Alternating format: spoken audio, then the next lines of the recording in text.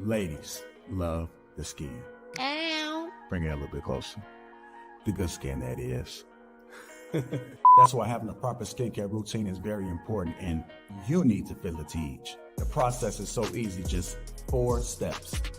You got your daily face wash. That's gonna clean your face up nice and right. You got your exfoliator scrub. That's gonna open up your pores. You got your AM moisturizer with the SPM 20, which is gonna protect you from the sun. You also got your PM moisturizer, which is gonna make sure your skin is protected throughout the night. Teej has tons of reviews from dedicated customers across the world. I know I said a lot, but it's okay, because guess what? It comes with an instruction card to explain to you in detail what to do morning and night. And because Teej is sponsoring this video, they're offering you an amazing deal. Just click the first link in the description to get 30% off your first skincare system and a free gift. Plus, as a member, you'll also get 20% off for life. By the way, both gifts you're choosing from are a $20 value and a complete game changer. A silicone body scrubber or a nail and face grooming kit. Personally, I prefer the silicone body scrubber. I don't like using towels when I travel, so the body scrubber is an excellent way to open up the pores and get the body clean. So don't wait any longer. Click the first link in the description to start your skincare journey today.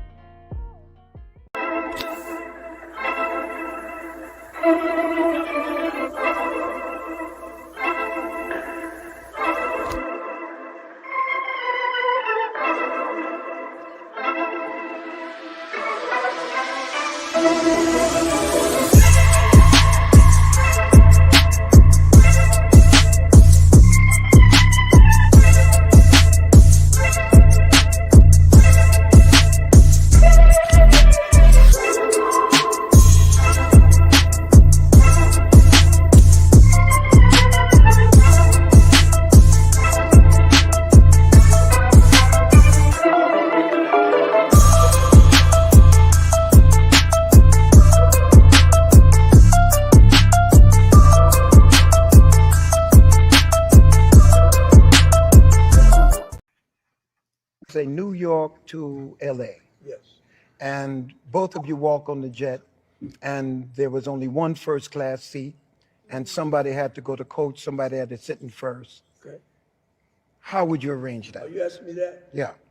Brother, if I was on a desert island and it wasn't nothing but a box of peanuts, No, I didn't ask do you you that. think I I'm asked giving you her a about the whole box of first class peanuts? seat. You would go first class I would and go put your first wife in class. coach. Yeah, she don't mind sitting coach. I do. I can't sit up there like sardines. It's not whether she minds. It's inappropriate for a man to sit in first class and put his wife in I the have back. claustrophobia. That's not how Christ loved the church, man. That's not exemplifying Christ's love. I don't. How you The sit? bride goes first. The woman goes first. You gotta love her. No, the man was created first. So that gives you a clue right there. No, she should help me. Right. So I'm gonna help her. I'm gonna help her to coach. Okay. Do you mind going coach, babe? If my husband's flying with me, we fly first class. But there are times when I buy the ticket. I'm the church administrator. But if you both walk on the plane, do you feel like old school, like I'm gonna let him take it? He's the pastor, he's the bishop, he goes up. If we bought that your ticket, mindset, there's nothing. First of all, let me say this, there's no judgment here. Forget them. No. There's no judgment. No, It's I'm how judging. you judge it. You judge it. Y'all can judge. I'm not judging. All right, let's go ahead and get into it, man. What is the duty of the man? What is the duty of the man? That's crazy. Let's start with you first, Sweeney. What are your thoughts about this sermon? I see you got your hand on your head. What's going on, brother?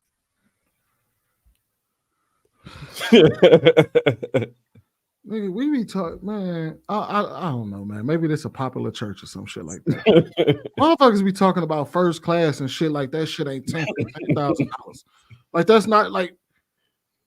Okay, let's assume that this is that this is feasible. He's the bishop or the pastor of the church. You booked one first class ticket and one coach ticket, and you gonna tell the pastor of the church that he needs to go sit his ass and coach while you sit in first class?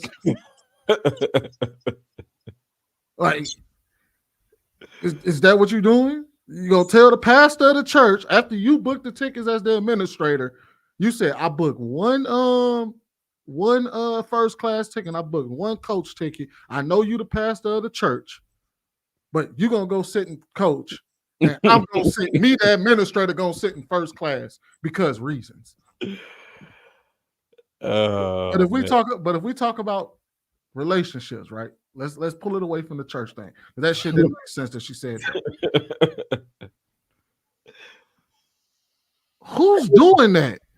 What person is gonna book flights and be like, I'm booking one coach and one first class ticket, and you gotta go sit and coach while I sit in first class? Who's doing that? Nobody's doing that. So why are we even talking about it? That's a fucking Reddit post. It's not real. It's an analogy. It's the principle of the matter that they talk on, not the actual. Okay. Shan, I don't think your mic connected. Your mic not connected. You sound like you speaking in the cave, brother. But like, let's say fair. But like, even if that's an analogy, them niggas don't belong together at that. Like, that nigga don't deserve no woman. She don't deserve no man at that point. If a nigga is buying first class and putting this woman in coach, or if a woman's buying first class and her nigga got to go sit and coach, this is stupid. That's right. This shouldn't even be a topic of conversation. Would you sit in first class while your woman's sitting and coach? Like, what? Sweeney, suppose those are the two last tickets on the plane. Them ain't never the two Your last. monologue went long. Them ain't never the two last tickets on the plane. First class. You would know. Well, no, I think she did say in the beginning that speak on. If it is an analogy, speak on the principle of what the guy was trying to really convey instead of the airline. So it's basically, do you put your woman first? The whole idea is, I know, Sweeney, you want to beat us up about catching Spirit versus Delta, but on the idea of putting your woman first, but maybe you're the breadwinner, maybe you're the most important, or however you want to slice it. Should a man adopt the idea of his woman comes first before him across the board in everything in their relationship, everything in life? Sweet. Okay. It depends.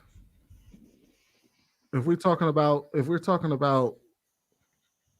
I'm the breadwinner and we're talking about a situation where I need to be there, then you might come second because I have to be there. You second. I'm first. But if you're talking about a situation like, dude, we already do that type of shit. Your woman wind up driving a better car. You drive the bucket to work while she drives a nice little Mercedes or some shit that, like, because this is outside my price range.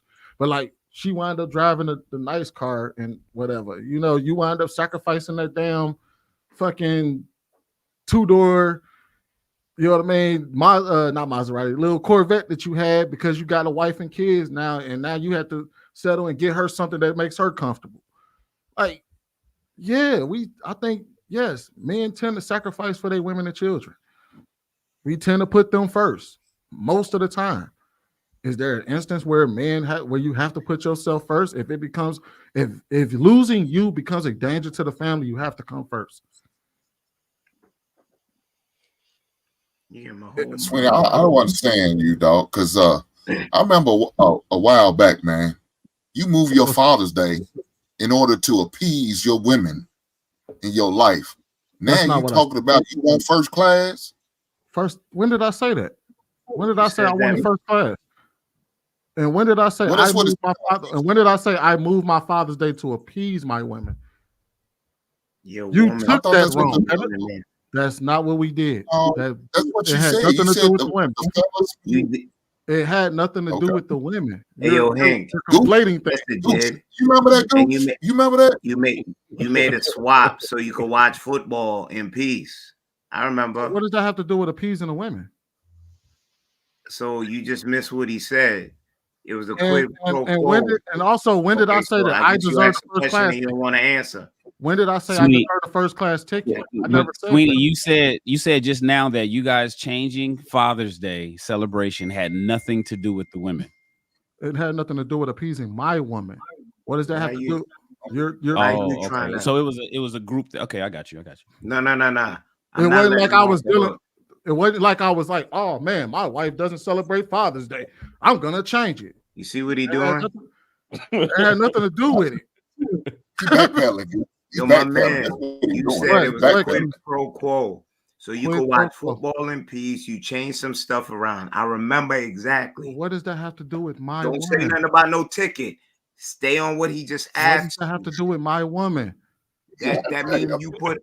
What does that have to do with her? You think that you think if I said I want to answer, you think if I want to answer to what you just asked? No, it's rhetorical because it's a stupid question. Oh, it's stupid because you know I'm gonna make you look stupid. Right. Go ahead. Hey, JR, you can go to the next person. This is dumb. Okay, so I never said I deserved it. I never said that I deserved to fly first class. I never said any you of could that. jump double dutch all night. I'm gonna still When did I answer say the that? question. Where did I say that? Did I say I deserve a first class ticket? When did I say I deserve a first class ticket? Okay, now he moving the goalposts. We No, talking about that's what Hank said. He said last time. He said last time. He said last time. Did y'all hear JR just said, let's chill. Come on, guys. Let's give him a good show. Let's give him a good show as well. Wait, if he asked Sweetie, for, what you said was, and he know he was about to get it. Why he gonna run from it? So, Sweeney, what you said was, if do I need to be there, quote unquote. You said, do I need to be there? And if I need to be there, then I come first. That's what you said. So that implies that you're taking first class, especially if you're the one that's speaking at the event and you guys were only afforded one first class ticket. That's what the impression you gave us. So Hink says, no, I took wait an a minute. analogy. Okay, well, I took it away from first class and I used the analogy and I said, okay, and use it in something else. Wait a minute. You sat in the front in the passenger seat and didn't get in the back, however you want to put it. But what Hink was essentially saying is you say that one day, but then he brought up the football thing. Now, your point is, well, wait a minute. I wasn't talking about my woman. That had nothing to do with my woman. But you got to understand, how you do one thing is how you do everything. And that's typically the case for most humans. So even though you acquiesce to the family men, the men of your family, uncle and pops and your cousin and your brother and all the brothers got together and you said, okay, cool, I'll move it since all the brothers is doing it. That's where the how you do one thing is how you do everything comes in, because even though it wasn't individualized for you and your woman on Father's Day in NFL Super Bowl, you still rolled with it. Fair. And so that to us, it's maybe I won't say us because I can't speak to me and Hink for sure, and obviously Kenny. It sounds like you saying one day, well, we'll do what we need to do for the women to make the women happy, and then the next day, but but if I got to be there, I'm sitting in the front seat. Okay, fair. And that's where we're trying to say, okay, make that make sense for us. Well, I also just said 5 or 6 minutes ago, men do what's necessary for their women and children all the time. We often put the kids, women, and children first a lot of times. And also, y'all missed the part where I said, losing me is a detriment to the family. So if I'm lost, if I don't come first, then I come first. If we're talking about a fucking first class ticket, that's goofy.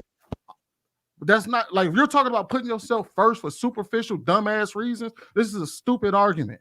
But if we're talking about, because they even say, what do they tell you when you're on a plane? Put the mask on yourself first, and then you put the mask on your kid. You have to save yourself first. That's the only reference that I'm talking about when I say that I might have to come first. Outside of that, we put our women and children ahead of us all the time.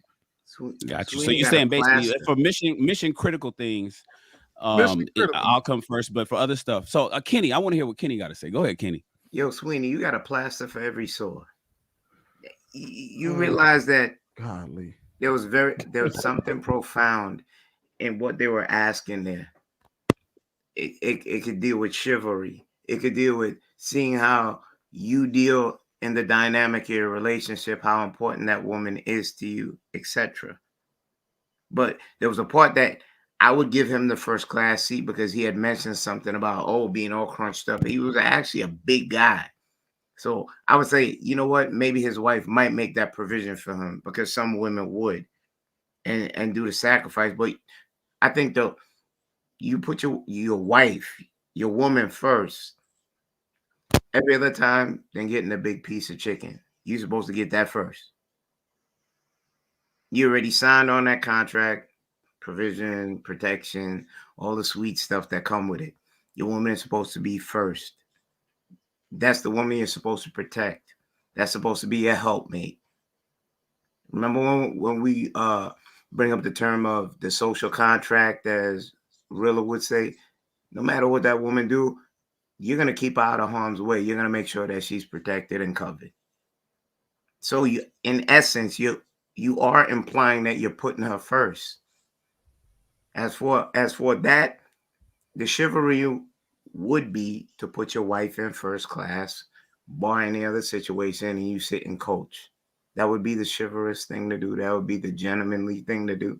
And that would fall under the tenets that you swore when you took as your wife. I digress. It's stupid to buy a first class ticket and a coach ticket. You just buy. You're missing the premise. Yeah, but let me.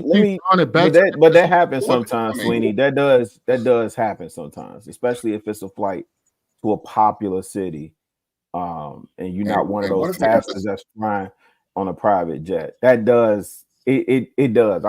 I worked with an artist for years. Didn't happen often, but it's a rare occasion that it happened. I didn't agree with all of them jumping on, especially Dietrich Haddon. That's wild to see him take the stance that he took. But I agree with Kenny, and I agree with what you were saying, Sweeney. Most times we put our women first. Shout out to all the alphas, you know what I'm saying?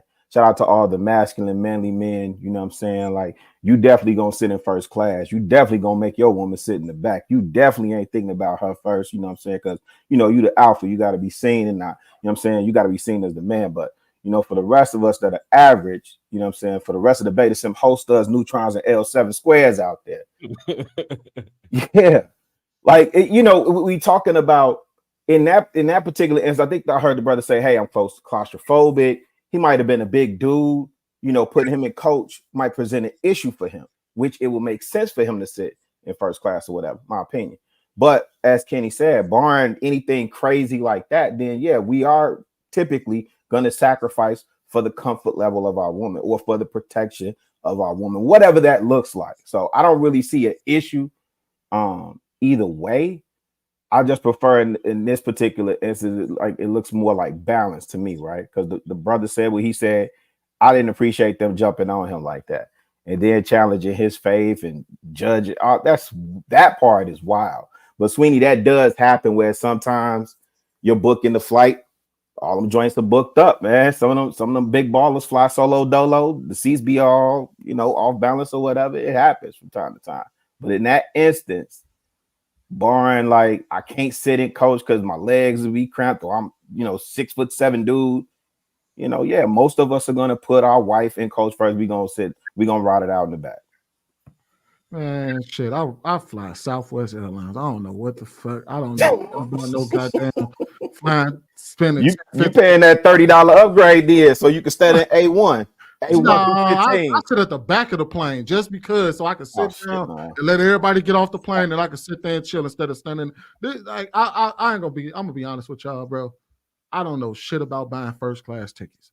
I looked up. I said I told my wife, I was like, hey, yeah, if we ever travel to Japan, if the flight longer than 16 hours, we're gonna buy first class. And then I actually just a few days ago looked up the price of first class tickets to Japan. That shit's $21,000 a person. Yeah. That's not in my wheelhouse. Hey, but why didn't you just say that at the beginning without all the malarkey? Why do you have to be such an argumentative person? Why is that? You made a whole discussion like, you know what the leather feel like, that you sip champagne. I've been in first class. I could talk on it. That nigga told you talking malarkey, nigga. Malarkey. Look here, man. Look here. Sweeney, I'm gonna pull my dog back. I'm gonna get him up off your back, man. Let me say what I need to say. Look here, the dude could have. Now, Sweeney, don't do it, man. I'm gonna let him go again. I said, what's wrong with getting him off my back, man? Get him up off my back, man. I got you, man. I'm trying to help you, but you keep interrupting the game plan. Look here, he might be on standby, and so standby, you know, he got to get in where he can fit in. That fight forward, you got to get in where he seat. Now, if it was me, what I would have did was, if I got a first class and my wife got a second class, a coach, whatever the case may be, I would have went back to a person, whoever sitting beside her, and said, "Hey man, can I sit with my wife? Would you like this first class seat?" I'm sure whoever got it, they would have loved it. Man, I'll take it. Go ahead. You can have it, brother. I don't want no money. I don't want no compensation, man. I just want to sit next to my wife because she gets nervous on the flight. You know what I'm saying? And I would have operated like that just to make her feel good and feel secure. You know what I'm saying? Don't want to feel at ease. I feel like I left her in no type of way. I don't try to make it look like I'm better than anybody else. Now, look, Sweeney, you asked who paid for it. The congregation paid for it. When that man had that good sermon at last Sunday before he went on his Hawaiian trip, that's who paid for it. You know what I'm saying? Y'all supposed to give 10%, but he wanted y'all to give 20% so he could pay for his first class flight. His wife, she chose not to because it might look kind of suspicious because she's a secretary. She handles the money. So, you know that's why she took that coach seat. No, I'm just playing. I'm bullshit. I don't know about that. But for real, I would have gave up my first class to the guy who's sitting next, or the person who's sitting next to her, so I could sit next to my wife, make her feel secure, make sure everything's all good, and you know it's going to be a nice, romantic and happy trip, so she won't feel some type of way when we land. I'm asking my wife, why the hell did you book one first class flight? She booked the flights. You booked the flights. I didn't book the flights. You booked the flights. You the administrator of the church. And you went out there and said, I'm gonna book one first class flight and one coach flight. You could have just booked us both some coach flights and we could have been like, what are we doing? She knew what she was doing. She booked the first class because she knew her husband. Well, I don't know, because he said that he flew first class. She flew on coach, right? Say New York to LA. Yes. And both of you walk on the jet, and there was only one first class seat, and somebody had to go to coach, somebody had to sit in first. Okay. How would you arrange that? Are you asking me that? Yeah. Brother, if I was on a desert island and it wasn't nothing but a box of peanuts. No, I didn't ask Do you you that. think I I'm asked giving you her a about whole the box of first class peanuts? seat. You would go first class I would and go put your first wife in class. coach. Yeah, she don't mind sitting coach. I do. I can't sit up there like sardines. It's not whether she minds. It's inappropriate for a man to sit in first class and put his wife in the back. Claustrophobia. That's not how Christ loved the church, man. That's not exemplifying Christ's love. I don't. How you The sit? bride goes first. The woman goes first. You gotta love her to sit. No, the man was created first. So that gives you a clue right there. No, she should help me. Right. So I'm gonna help her. partner. I'm gonna help her to coach. Do you mind if you want to coach, man? If my husband's flying with me, we fly first class. But there are times when I buy the ticket. I'm the church administrator. But if you both walk on the plane, do you feel like old school, like I'm gonna let him take it? He's the pastor, he's the bishop, he goes up. If How we bought that your ticket, mindset, there's nothing. First of all, let me say this, there's no judgment here. Forget them. No. There's no judgment. It's how you judge it. You judge it. Y'all can judge. I'm not judging. They saying they can't hear. So I look, shame, insult, guilt. The woman made that word like she said it was inappropriate. Now she's doing too much. Look, buddy, you should have said, "Baby, hold on. Let these men have this conversation." The women shouldn't even interfered in the game plan. Now that ain't cool. It should have been the men having that conversation with that man. Them ladies, y'all stand down. Now, if his wife say something, y'all say something to his wife. But this is a man talk. Let us men talk. Yeah, that ain't cool. And said it was inappropriate. What do you mean it's inappropriate? No, it's not inappropriate. It may not be a chivalrous, but it ain't inappropriate, man. Come on, man. You see, Hank, actually what you pointed to earlier about, and just staying on topic about the duty of a man. How can I protect my family if we're in two separate zones, right? Mm-hmm. We don't even want no man to be beside our woman or our children in public, much less on a plane. I might be comfortable, but I was thinking about this question as everybody was giving their answer. Really and truly, how am I fulfilling my duty as a man? And I got my feet kicked up in first class, and some other people are around my kids. And yeah, okay, it might be cramped in coach. I don't want my children looking around for daddy, and daddy's in a whole nother class, kicking his feet up. Mom is sitting there trying to get to daddy. Can you send my husband a message? No. The duty of a man in this regard to his family is to make sure his family's protected. non-negotiable. All right. So what? So he puts the family in first class. So it's still No, only Hink gave the answer, and it is correct. I mean, for me, anyways, I can't speak for everybody, but it's correct for me. I'm not leaving my family in coach to go sit just because I'm 6'3". Great. My family is my responsibility. My wife is my responsibility. My kids are my responsibility, not the flight attendant and not anybody else sitting to the right or the left of her. So, hey, yeah, take my seat in first class. Give me your seat. Respectfully, So give me your seat. That's my seat? family. What up? You gonna get somebody a $10,000 seat? And this is where I'm going to tell the truth like you just did a minute ago. I ain't know nothing about first class in the first place, so let somebody else have it. My family's my family. That's my family. That's what I know about. I don't know nothing about no first class. It ain't And if even it's going to come around, it's going to come around again. It ain't even get that far with me. I'm getting at that. $10,000 first class ticket is going to be an amazing experience if you never had it before. Yeah, well, my wife is my wife and my children are my children. That's all you are. You a curtain wave, Viz. If you don't call whatever airline that is and say, hey, look, I'd like to trade, get my flight credits back and give me a coach seat. Like I'm not giving nobody no $10,000 seat, man. I'm gonna get my late flight for that if you getting on the plane. We'll be taking another flight. What are you talking about? A $10,000 seat? Remember, he never been in first class. You do know this is all Googleable, right? Like you can actually Google how much first class flights cost, right? Have you ever sat in first class? Google my butt. First class to know how much it costs. I've been in first class. You can't tell me that about JR, they said they did say they was going to Hawaii. Ain't that what they said they was going to Hawaii? Yeah, no. Or was that just a scenario he used talking about the peanuts?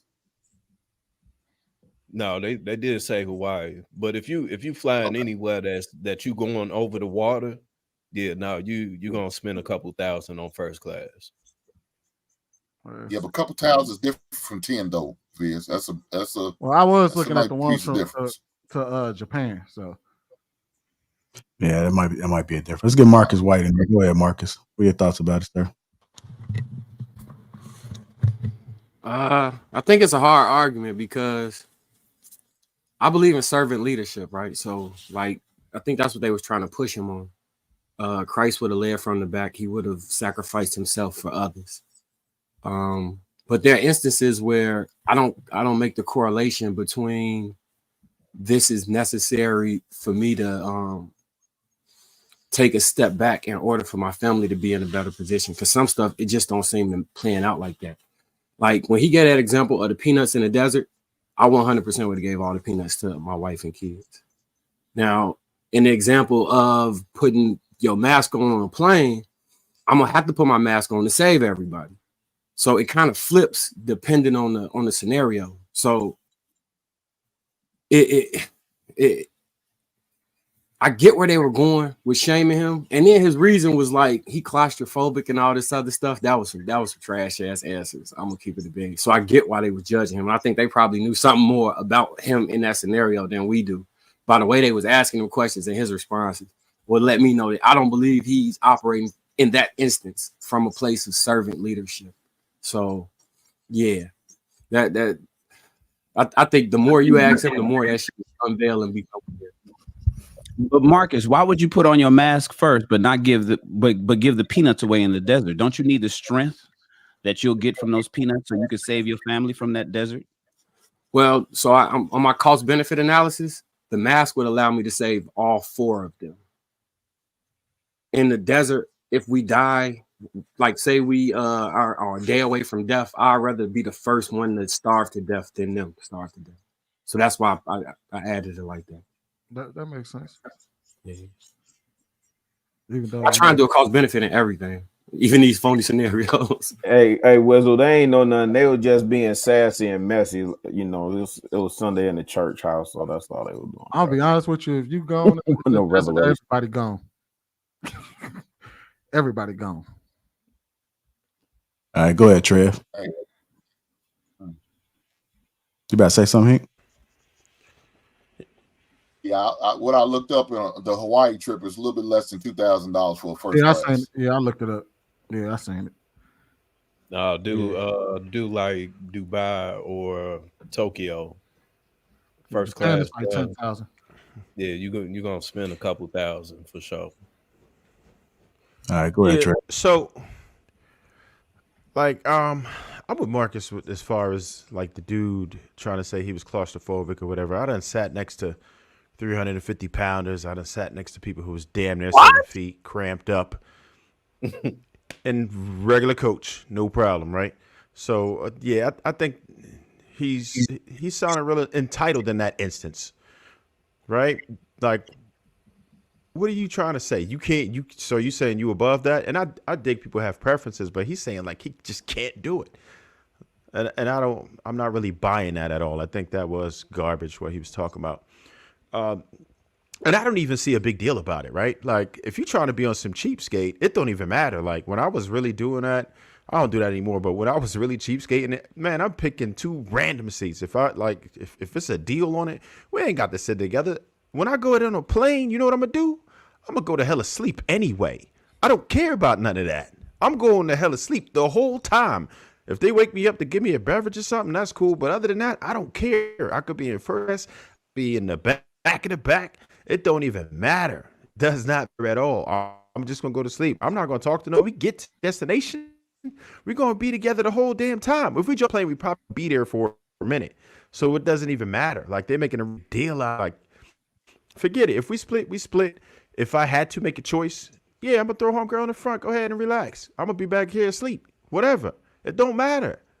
Like, I don't really care about separating. I don't see just for a plane ride. I don't even care if the plane ride is long. It doesn't matter. Like, for them to really make a big deal out of that was crazy to me because it's just a plane ride. And I understand the whole protection thing, but sometimes you're away. Sometimes I fly by myself. Sometimes my family might fly by themselves. You can't protect them all the time, right? You give them the tools that they need to be safe, but you can't be around them 24/7. So it's not like, oh, I have to protect you while we're on this plane.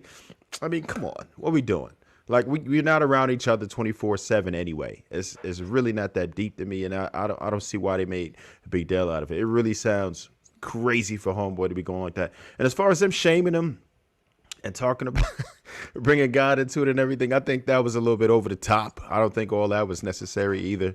Like, he feel the way he feel, but I mean, to question his leadership and everything was kind of wild. I think it's not the best decision to make, but I wouldn't question his integrity or how he is with Christ and all. I think they was doing a little too much. They was going overboard. It wasn't that deep to me. I'm like, damn, it's really not that serious. And I think sometimes we just got to look at things for what they are and stop trying to inflate them to something that they're not. Like, we merely make mountain hills out of a, you know what I mean? Like, out of Mount Hill. A mountain out of a molehill. Yeah. Let me ask you this, Trey. If you are supposed to be a reflection of Christ, do you feel that him doing that is Christ-like? Doing what? No, well, Christ was full of humility. So, yeah, like that was one of the main attributes that we all know him for, was being humble. So, like if that was Christ, what would he have done? He would have put if he had a wife, he would have put her in the front, boom, and he would have sat there in the back, humble as hell. Probably knocked out like me. You know what I mean? Just chilling. So that's probably why they came at his religion, because he a pastor, right, Willie? Yeah, I mean, but do you feel like, okay, so what are we saying now? That we have to, for you to be a pastor, do you have to do everything that Christ would do, or are we allowed to be imperfect? Are we allowed to fall short sometimes, right? If you believe in that, then you would say Jesus died for your sins. So you're not expected to be perfect. There is a certain way you're supposed to move, but it's not for something that simple. It's not like he was out fornicating or nothing crazy. He just went and like, oh, I want this seat, right? And that, I think it's corny, but it's not that deep to where it's like, okay, well, he's sacrilegious now. Like, come on, what are we doing? But why is it corny? Why is it corny? Yeah. Because for me, when it comes to my family, my wife, I sacrifice comfort for them. That's part of what I do as a man, right? It's almost like chivalry, just like you open up a door or whatever else. If we're not talking about some random dame, we're talking about your wife, right? So yeah, your wife will get that. You put her in the first class seat while you just tough it up because you a man and you can take that. That's you expect it to take the brunt of suffering. That's just what it is. That's what we do as men. We take the brunt of suffering so our family doesn't have to. So let's say for the sake of argument that everything he said is true.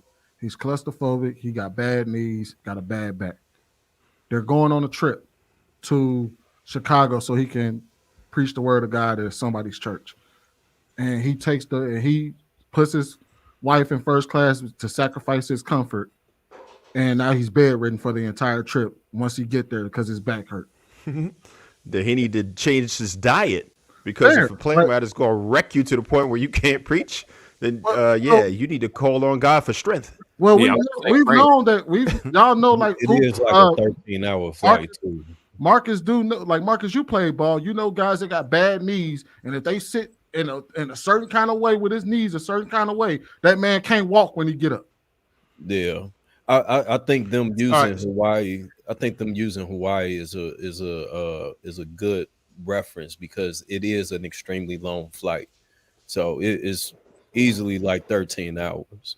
So somebody being put, especially in older gentlemen, as the guy, him being put in an uncomfortable position for that long, that may, you know what I'm saying, cause for him to be in a bad predicament once he gets off the plane. So yeah, I get what he's saying. I'm not opposed to what he's saying, especially if he's a bishop. Typically in those type of positions, they want to be and have the luxury because they put in the work for it. Me personally, we've flown first class quite a few times. I really don't have an issue with it. If I'm just sitting in coach and she want to sit in first class, then go ahead. But I think in that position of this man being a bishop, I could see why he's responding the way he's responding. So Sweeney, he didn't never say anything about medical reasons. He said he didn't want to be squished like sardines. If that were the scenario at hand, then I would have addressed it in that manner. But that's not what he said. He said he was claustrophobic. That's not. That wasn't. He said he was claustrophobic. Yeah, he said he he got bad knees or something. Come on, man. Come on, man. I think he said he didn't want to be squished like sardines. He said that. Yeah, he did say that too. I could have sworn I heard him say. I know he said claustrophobic. And I know I could have sworn he said something along the lines. If you're claustrophobic, you ain't got no business on the plane at all. That's a fact. The more I think about this, Jesus 100% would have sat in the coach. I don't think he would have accepted the first class flight under any circumstance. Yeah, but there would have been also people willing to carry him too. If Jesus had bad knees and he sat in coach for everybody, they'd have carried his ass everywhere he needed to go. Wait, Marcus, what do you base that on? I don't want to turn this into no scripture Bible study, but what do you base that on? I'm thinking about the humility of dropping to your feet and washing the feet of a prostitute. I'm thinking about making sure everybody else eats before you eat. I'm thinking about going into church and turning off all of the money changers. For him, the people he chose to be around were not the most elite people. He was consciously choosing to not be the elitist. I gotta look for the scripture. You know, there's a scripture that talks about when he died on the cross, there were thieves like shooting traps for his clothes. Right, and that the clothes that he had, it was made with like one single thread. Like in other words, what he had on was expensive, right? Or that when he rode into town during Passover, he rode on a donkey that had never been touched, or something to that effect, right? It's almost like riding a drop top Bentley in there. So I'm just trying to piece it together when we say what he would have or would not have done. I'm literally just fleshing it out myself. I have to look at that. The top Bentley. Because Jesus. Yeah. Wow. Hey, Jesus was swinging. He was swinging. We're going to transition shortly, man. Who else haven't spoken yet? Want to say something? Hey, that's the realest shit I ever heard. Boy. Anybody else want to add anything to it? Are we good? Well, let me throw this out here. You know, it's a philosophical debate. You know, this is really similar to the 50-50 argument. You know, some people are with it and they make a good point for it. Some people are not with it and they make a good point for it as well. My philosophy is leaders lead from the front. But the captain also gets the big tent.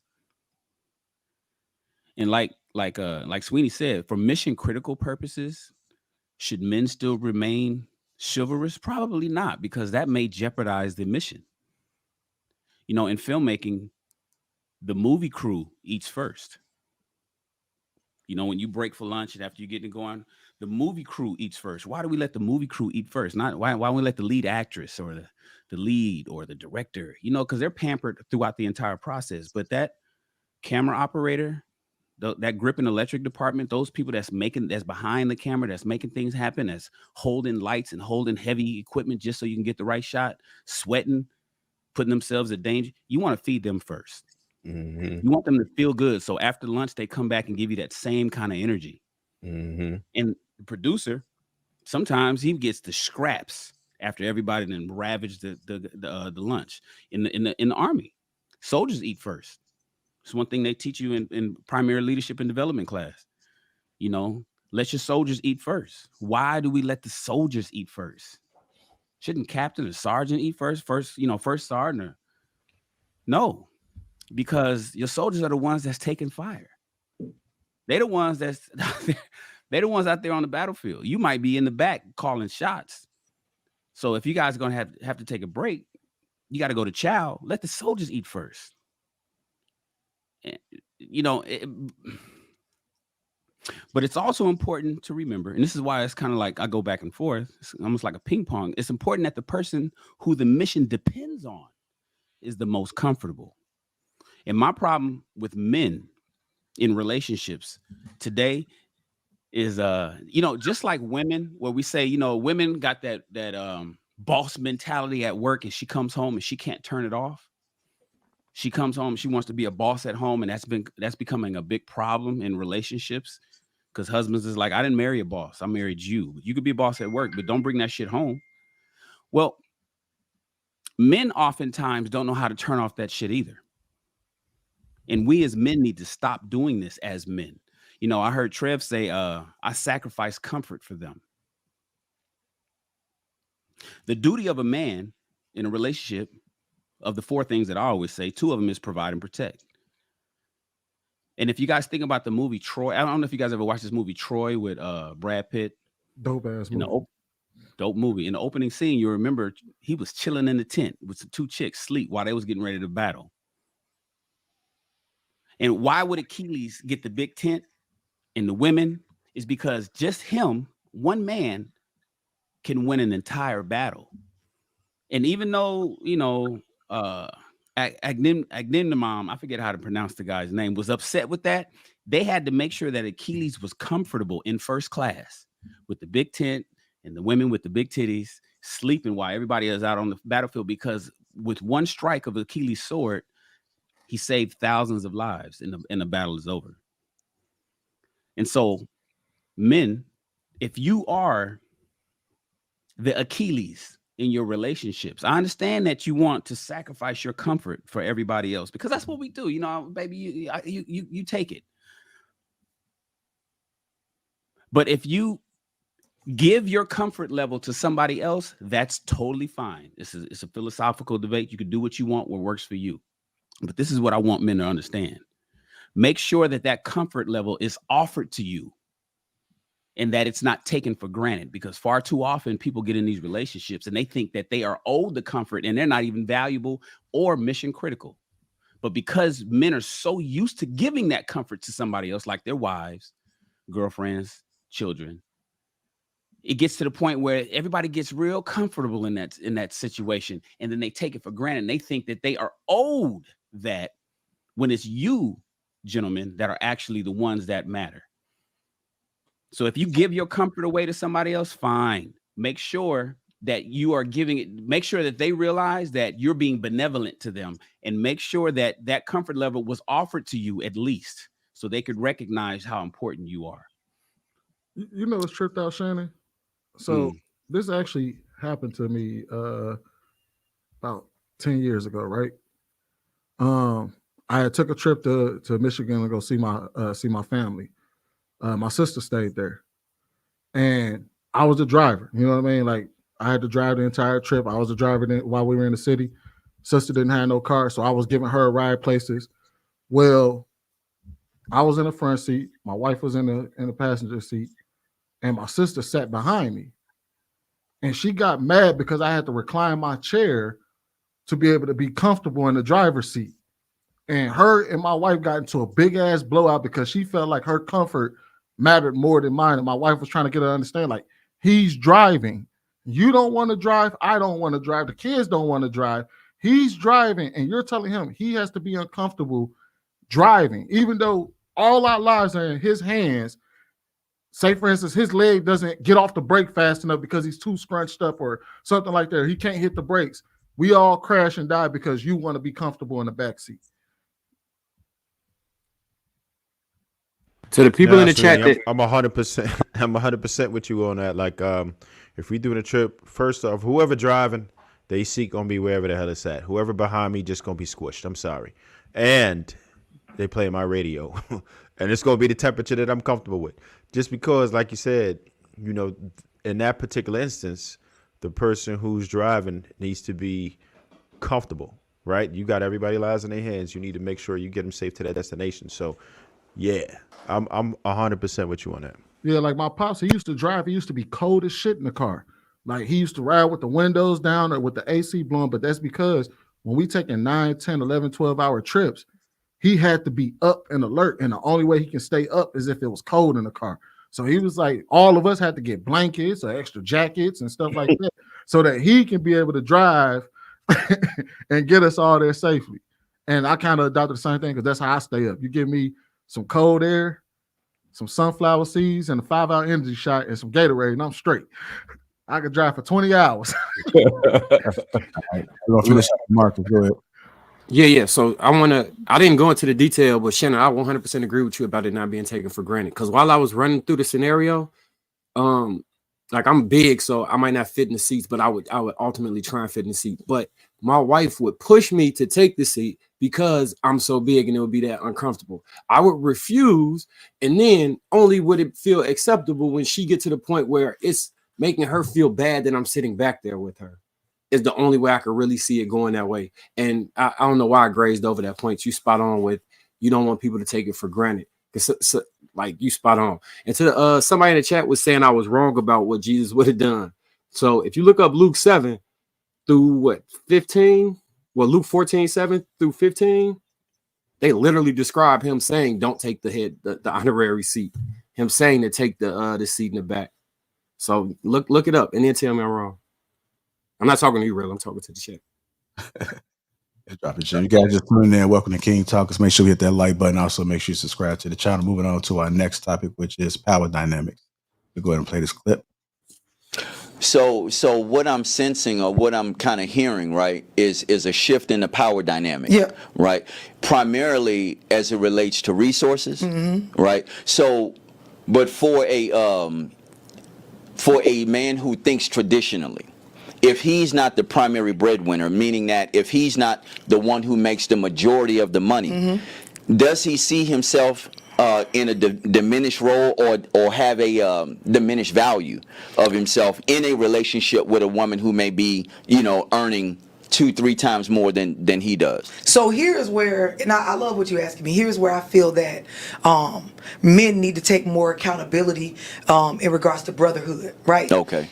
It is not difficult to see that without a woman even being any kind of way, men themselves get in relationships and they feel some type of way about not being able to earn what they want. And I'm going to elaborate before anybody, kind of go left with it. Right. There are a lot of guys that, they are in their career. Whether it's a skilled worker, I don't care if you work in, infrastructure or, whatever industry, right? A male-dominated industry where you are a working man and you are earning, I'm not going to say your highest potential, but you're earning what you feel is decent for yourself. Okay. When you run across or connect or, get you one of these modern women, if it's a situation like what you described where she is out earning you, as a brotherhood, I feel like men need to have more conversations where, you talk to one another about handling your ego,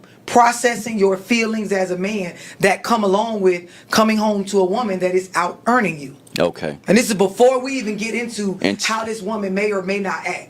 Okay. Men just need to be more honest with themselves, not in the presence of us as women, but you guys, and you can tell me if you disagree, but you guys as men, as bros, as homeboys, like just talking about these type of things. Like, bro, you got a bad one now. She got businesses and shit going on and certain things, like you got to make sure you still are aware of your value as a man, even though she may be bringing home more dollars than you. You still got to be able to put your foot down, bro, in your household. You still have to step up and check your area or your level of self-esteem without this woman even speaking on it. Make sure you feel good about yourself enough to be able to, live in this type of environment. Right. Because a lot of men are in these situations, and without the woman being any sort of way, there is a space of low self-esteem, or most females usually call it jealousy, but I know it's a man just feeling a way about himself. Right. It's really not a man jealous of a woman. Right. It's these type of things that men need to talk about more, especially with the younger brothers, so that as they come up and they are interacting and dating these type of women, they can check themselves at the door so a woman does not have to. Let me. All right, let's go ahead and get into it. Power dynamics. I'm going to start with you first, Conrad. What are your thoughts about that? Man, you agree? You're on mute, just so you know we can't hear you. I don't know. Sorry about that. I don't know who that lady is, but I have to disagree with her. I haven't seen a time and point and place in society where women who are making more than their men respect that man and have him in a place where he's still respected. I don't know personally. What I'm saying is I don't know personally. I don't know you as Marcus, but okay, that might be your situation, but I haven't seen that. You know what I'm saying? So I can't say by my own anecdotal experience that that's even smart for a brother to run into. Now, if y'all been together since high school days and that's just what it is, then y'all go figure that out. But for the general man, I don't think that's a wise decision for him to be in that type of dynamic, because disrespect is gonna come. Those are just the way the track rolls, as according to I've seen it. So I don't think it's a matter of the man can't handle it. I think I think Marcus even said it about weighing. I don't know how, I can't remember how he phrased it, but weighing the pros and the cons. I'm not trying to fight with you just because you feel that you make more money. If something needs to be done and I feel that it needs to be done, or I see that it needs to be done, and I need you to do a certain task or fulfill a certain role to help me accomplish this or to get this task done, I should be able to be able to say that to you without you feeling like just because you're the breadwinner that you can dumb down what I'm saying. I just haven't seen that play out too well in general society. So I can't say that is it's a matter of us checking us at the door and checking our emotions and insecurities and all that. All right, go ahead, Marcus. I seen you. You was pointing to yourself. Was that in response to what Conrad was? No, I was telling him. Remember, I said on the podcast before that Nani, she made more than me. I think like when I first start being like staying home or whatever. So that changed absolutely none of the dynamic within the house. In fact, and she actually went harder in the opposite direction, if that makes sense. Because we when we start to connect a little differently, we start to have more conversations and about just different things, because I wasn't as concerned about one aspect, so my brain was free to connect on another aspect. And I don't know. But Marcus, that's you though.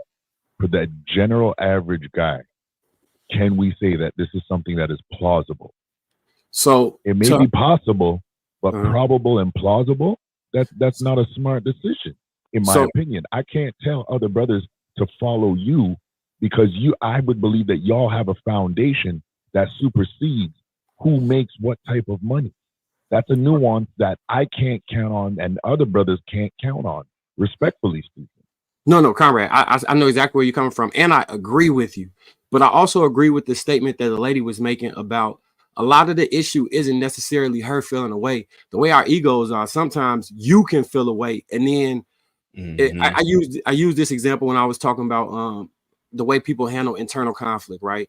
So when you're hungry, you respond to a situation differently than when you're fed. It's because you're struggling with something inside. How you respond to the external stimuli changes. So I think the point she was getting at was if you're in a position where you don't, where a lot of men tie their masculinity directly to earning potential, like when the truth is in this day and age, it's not really correlational. It's not where you got to be physically stronger to make more money. It's not where you have to do things that would typically be regulated to pure masculinity to make more money. In fact, it's kind of the opposite. A lot of the things now are like the highest paying jobs are usually office jobs. They're not jobs where you're outside doing construction and building and doing the things that men typically hang their hat on. So with the rise of e-shops and all these ways where women can take something on Etsy and turn it into $1 million business, it's a possibility that we still will have women that are feminine moving forward. And if you find yourself in that situation, it's ideal to understand that your masculinity is so much vaster than just your money. As it stands right now, I think men tie every aspect of their masculinity into providing and maybe a little bit of protection. And some men believe they can provide enough to not have to even protect. So we have to reach, like with the changing world, we gotta take another reframe and look at how all our roles play out. And do we just put all our eggs in one basket, or do we become more well-rounded men? If a man is intimidated by how much a woman makes, then I think that's something that man needs to check in himself. There's no reason why a woman making whatever more than you make would make you feel intimidated by them, aside from that just being outside of your reach. Now, of course, we can all agree that every type of man isn't going to get the higher quality of woman. You know what I'm saying? That just won't happen. If you don't got it in you, you ain't got it in you. You know, so I think that's a conversation that's only had by men that aren't confident in themselves. You know, it shouldn't matter. I don't know about that one, Viz. I don't know about that. Listen, Hey, we competitive by nature, right? That's what a lot of that stuff is rooted. I got a neighbor. I'm in a new neighborhood, right? I'm looking at all these niggas around me. You know what I'm saying? And I'm measuring myself up to where I stand with them. We do that subliminally, or we do it, we do it out loud, or we do it internally. We keep it to ourselves or whatever. I'm just being transparent here for the sake of the conversation. The man that's with a woman and that's his woman and she's making more money than him long term, if he's being competitive in what he do and he's confident in what he's doing, then yeah, I could see that point. But I do think at some point that's gonna kind of eat away at him. I heard a sister say on another panel today. You saying to compete with that woman? No. I'm saying within himself. Like, so I think Marcus just said something to the effect of a lot of men, we tie our ability to produce and gather resources to our masculinity. That is true. Yeah. You know what I'm saying? Like, that is the truth. We shouldn't shy away from that. That conversation that Dorsey loved, and I didn't mean to cut you off, Viz. If you're not finished, no. I'll pipe down. No, you're good. Okay, my bad. I'm just going along with what you're saying. So even if that is the case, as men, do we stop challenging ourselves once we achieve a certain level? You know what I'm saying? So if that's not the case, then again, it shouldn't eat at you. And if it eat at you as a man, you check it, figure out what tweaks you got to make, and you keep going about your Okay, business. that's a little bit more clear. Okay, I see what you're saying a little bit more now. Yeah, Yeah. it's a little bit more clear. Go ahead, kid. The dynamic that a woman would give you peace as a regular standard if she made more than you. You could be the confident man. You can make 70,000. She makes 100,000. What's the percentages that she'll remind you that she makes 100,000 and you make 70,000? Exactly. So It's not a man not being confident. You So I'm personally in a relationship for 6 years, 5-6 years now. My old lady makes more than me. I make good money, and she makes good money as well. The whole conversation of her making more than me has never came up. You know, that's never been an issue for us. So I mean, I get it that may be the situation for some people, but as for me and from what Marcus was saying, that hasn't been, you know, an experience for me. Okay, here's the thing But with Viz, yours is not the norm, right? My bad, KP. Just really quick. Yours, I'm talking about even the way you earn your bread. You're a creative, right? Yeah. Okay. Go ahead. You're like, I brought it up with Marcus and Clout when they said they got certain provisions from the women as in line up 9 other men. Would that be the norm? It wouldn't be the norm. You're the exception to the norm. You know, hats off to you that you have a stable relationship that dynamic works, but that's not the norm. Right, but it can be the norm if that man has that. Where? What you mean where? Where can it be the norm if there is statistical proof that women don't want to date down? Okay. And I had the stat, I just can't find it quick enough. That's It can be the norm. That means you're speaking aspirational. That's the poet in you. But what's happening? That's not the case.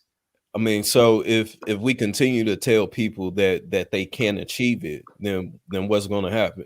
I didn't say they can't. You didn't hear that come out of my mouth. You didn't hear that come out of my mouth. But that's not the norm. You're speaking aspirationally. In no way I said that can never happen. So that's not the norm. So my bad. Go ahead, fellas. No, I was just gonna say, well, if anything, I'm saying that it's possible. If it's not the norm, if it can't be the norm, whatever the case may be, what I'm saying is that it is possible if the stars are aligned in that person. But it may be possible, but wait, that don't make sense. Wait. The probability. Wait, guys. The probability of that happening. Drizzle. It's not good for a man to sit down and wait for that possibility. My grandfather, as he raised me, even down to when he was dying, told me that his last words were, "You've got to try. And everything you do as a man, you have to try. You got to get up every day and try. If you're going to cry, but try. Right. Get to the next level, whatever that is, right?" So my grandfather let me know, just like you said, it is possible. But I'm not, he said, "Son, you can't rest in what's possible. Life will pass you by waiting for what's possible." So I can't turn around and encourage other young guys to wait for what's possible and wait for the stars to align. Like, we don't got 100 years for another, or 80 years for another comet to come block out the sun and wait for everything to hit right. So I think maybe Viz, you can correct me if I'm wrong, but I'm gonna check Sweeney on. Let's get Sweeney now. I know you've been trying to speak. Go ahead, Sweeney. So I think we're talking about a specific type of situation, right? The reality is, well, here's the reality. In every single tax bracket, men outnumber women in that tax bracket, besides outside of underneath 30-some thousand. 30-some thousand and below, women outnumber men. Anything above that, men outnumber women in every single tax bracket, no matter how high you go. But let's say, for the sake of argument, I have never ran into a man ever that said that he would feel some type of way being out-earned by his woman. Never. In fact, the only thing I've ever heard men say is, If she does out earn me, I'm just gonna get off my ass and go make more money, and it don't bother me at all. More money in the household. I'm not tripping.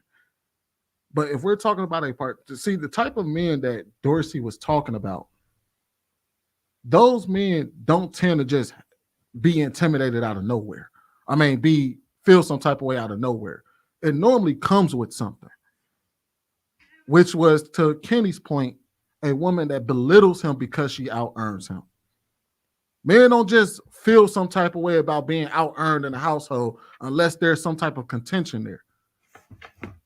Then he has a problem.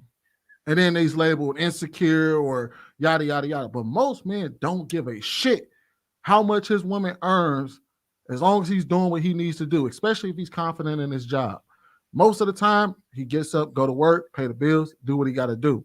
What she does is just either extra money or motivation for them to do better in life. But I've asked this question to hundreds of men, and every last one of them said either they're just going to make more money or go out there and try to make more money, or they don't care. It's just extra money in the house. But the type of men, but what happens is when women have this conversation about men, you have to ask them, who told you that? Has that ever happened to you? So you got with a man and you out earned him, and he said, I was intimidated by your income. And most of them say no. It didn't happen to them. They just think it, or they feel it, or, oh, it's giving that vibe because I felt some type of way. Did you say anything to him? Well, we was arguing that one day, and he told me that he didn't want me to buy this car. And I told him, well, it's my money. I can do what I want with it. Oh, so you basically tried to son him, and then he felt some type of way about it. You don't think that may have played a factor in him having a problem with you out earning him if you're going to son him every time and remind him every time that you out earn him? But outside of that, it's a thing. But most of the time, I don't run into men that feel some type of way about their women out earning them. See, it all depends. It all depends, Sweeney, because we can't ignore the fact that there's a lot of women who lead with their wallet, who lead with their career, who will say with your broke ass in an argument, right? And you have to understand what type of a man you are in the first place. If you are not a man who's trying to put in the work and improving yourself in every aspect, right? Like we all tell men to do. If you're not trying to put in the work, if you're not trying to work out, if you're not trying to better yourself, if you're not trying to be more competent, if you're not trying to just better yourself as a human, and you not really with all that, and you just comfortable, complacent, you don't need to get with a woman who's making more than you, who's more ambitious than you, because she's going to absolutely throw it in your damn face every second she get. So you just have to understand the matchup. It's all about matchups. So if you were a type of dude that's not really trying to get out there and get it, then no, you definitely do not need to be with a woman who's getting it more than you are, because she's going to mistreat you, most likely. Here's a tripped out part, though. Here's a tripped out part about it, Trev. Like, we know dudes that they women, like, he's the bum on the couch and all he got is dick to offer. And that nigga is happier than the goddamn punk in prison. He don't give a shit how much money she earns. She try to call him broke ass and all of that. And he still look at her like she crazy. Like, I don't give a fuck. Shit. No, yeah, and I understand that part too. But just as a man, you just want to make sure that it's not just the money, right? Money isn't going to get you so far, because she's going to cheat on you with somebody she really likes. That's the problem you'll have. So again, as a man, you have to improve yourself in every aspect. Would I be personally worried about if a woman made more than me, or if my wife made more than me? No, because I make sure that I have so much more to offer than that. We're supposed to be problem solvers as men. That's the main thing. You need to be a problem solver. You need to make it so her life is easier. And there's so many other ways than money to make her life better, have an impact on her life, offer enrichment, and make it easier on her. So the more things that you offer as a man, the less likely that you would have to deal with that type of behavior. But of course, you're still going to have to worry about what type of woman you select, because unfortunately, there are far too many women who lead with their career and will really throw that in your face. You have to learn to avoid those women, because they're out here. There's very good women who don't care nothing about that, who just want a man to love and respect, and the money won't make a difference. But the more you improve yourself, the more odds are you are able to get with one of those women who are like that. So I don't understand if just with you saying that, and that's basically repeating what it was that I was saying. I don't understand why we can't tell men to take care of business and not be afraid and intimidated by what a woman makes. You know what I'm saying? In my opinion, that and as we stated, every man is not going to be on the same level, but that to me that shows a level of weakness. You know what I'm saying? If I see a woman in the club that I'm attracted to, I've never been one of those type of where I'm gonna just sit back and not go talk to her. I'm gonna go talk to her. You know what I'm saying? If I miss, then I miss, but I took the shot. And if I hit, then we own. You know what I'm saying? So I've never been one to be intimidated by stuff like that. You know what I'm saying? It once just with my aura and my presence, if she feeling me, she gonna feel me. And then if she shows that she's the type of woman that would throw something like that in my face, I'm not even gonna waste my time with her because she's gonna show it within the first 30 days of us talking. You know what I'm saying? The first time that there's a conflict, I'm gonna see, okay, this is how she resolves in conflict. Yeah, but you realize that women reject about 80% of men, right? So you saying you could go ahead and get most of what but you realize that's not most men's reality, right? That's the problem. So we got to separate that sometimes. That's not most reality. They're going to get rejected. Most men are rejected more times than that's how it is. Maybe not you, maybe not me, and I did. Go ahead. So now let's address why they're getting rejected. In most cases, they're not confident in themselves. They're already walking up to the woman, you know what I'm saying, with no confidence, or the way that they're presenting themselves, or the way that they, you know what I'm saying, they break the ice. The icebreaker is everything. I know a lot of ugly niggas that's funny as hell, and they bad bitches. Because they know how to break. No, we don't doubt that at all. We don't doubt that at all. But a lot of this, it's not like a natural ability. It's a skill. It's something you have to develop, and not everybody is at the same skill set. And even if we were, then it would be some people that are better, and those would be the guys who get it. So there's always going to be a curve, and there's always going to be most men being rejected no matter what, right? So even if you're good, and then we get everybody to our level, right?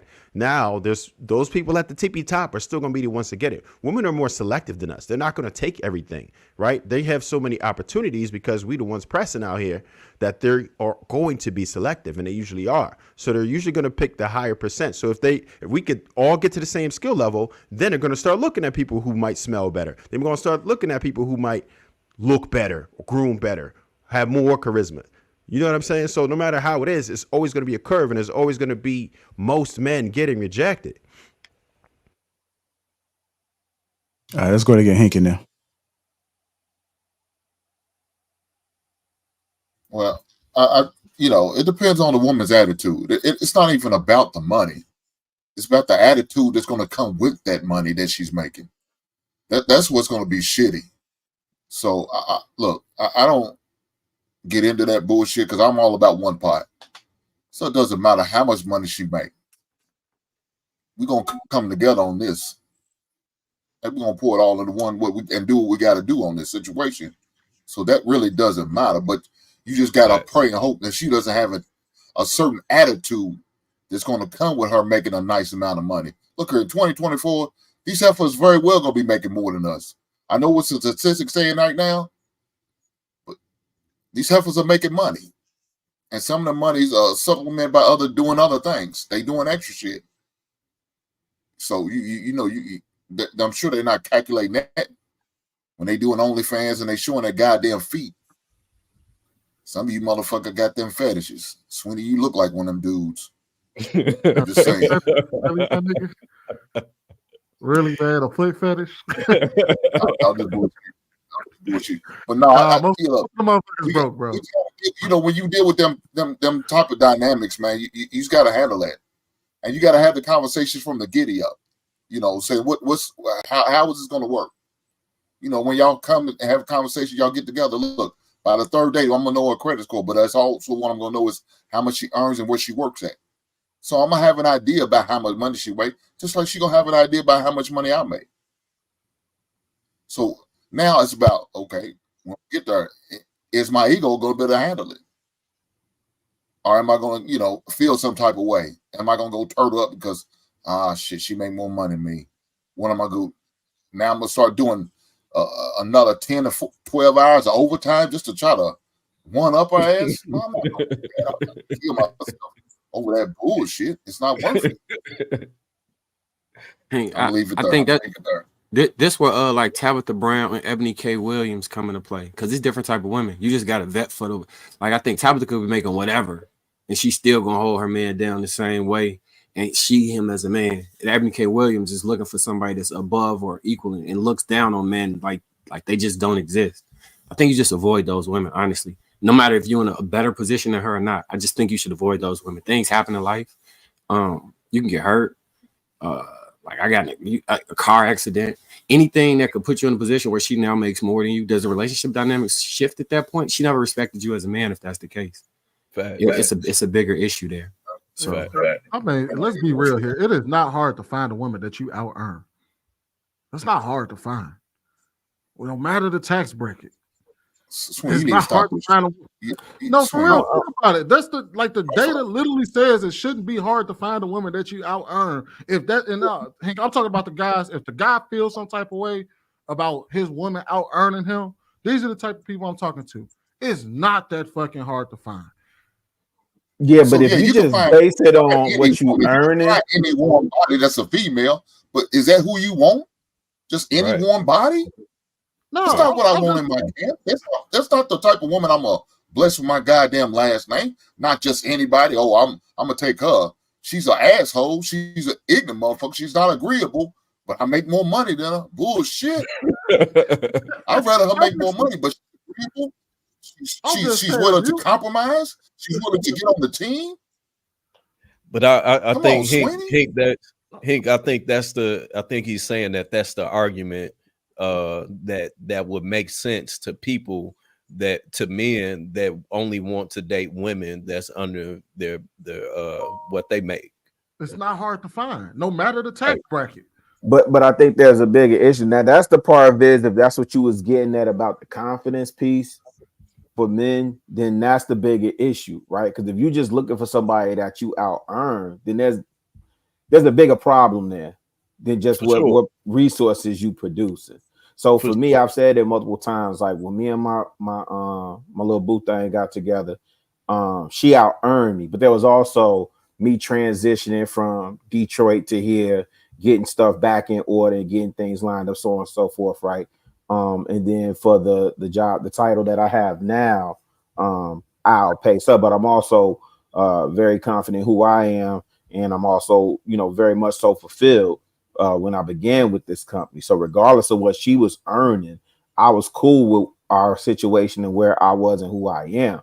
But the dude that's just harping on or having issue with the fact that, he's not making as much as his woman or something like that. The problem ain't that you need to find somebody that you can out earn. The problem is it sounds like you still got some work to do. That's what I'm saying. You know what I'm saying? If with me making that statement, I'm talking from us being kings. If this is kings talk, then we supposed to be uplifting, our other brothers, much rather than telling them, oh no, if you find any chick that make more than you, she gonna talk shit about you. And you know what I'm saying? It's like you already setting them up for failure, Why are you using all in infinites rather than taking it at face value?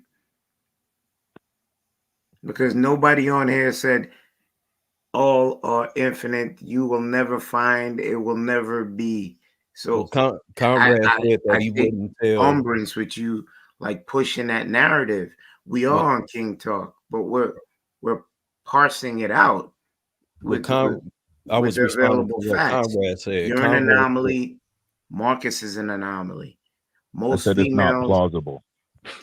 most females that we meet and we hear about that make more than the men, the ones that represent them, that compact few are the Ebony K. Williams, the Kendra G's, and those people. And you see those ones in your group that lead, like they said, with the degrees, with how much money they make, their position and title, and they said you have to match that. And this is, I'm not saying for all. There's a subgroup that this narrative is pushed. Like when I said it's aspirational, the way you speak, I'm with it.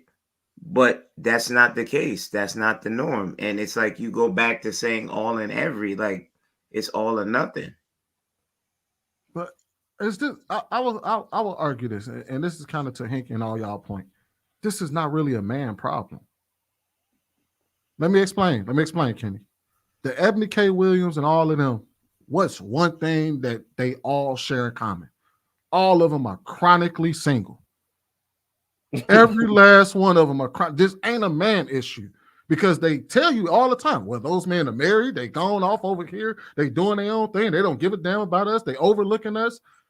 This is a them problem. Because like I said, if this was really a problem for men that women out earn us and that's a problem for us, it's not hard to find women that you out earn because men in every single tax bracket outnumber the women. So this is not a thing for us. It's a them problem. They have a problem finding a man that they can respect because they earn more, because they need him to earn more than them. The men ain't got no problem finding women. They good. So that's what it's like. It's just weird that like they try to make it like, you know what I mean? Dorsey is trying to make it our problem when it's not our problem. We don't have that problem. That's why I said if you ask any man, they like, I don't give a shit. Who gives a shit? It tend to be the women. And when they run into a guy that says, ma'am, your money don't mean that much to me. Oh, you must be intimidated. No, your money just don't mean that much to me. Hey, can I say something else too, just really quick? Because I think she said something to the effect of how brothers need to express more, be more vulnerable, open up, and be able to share how they really feel about the woman that's out earning them.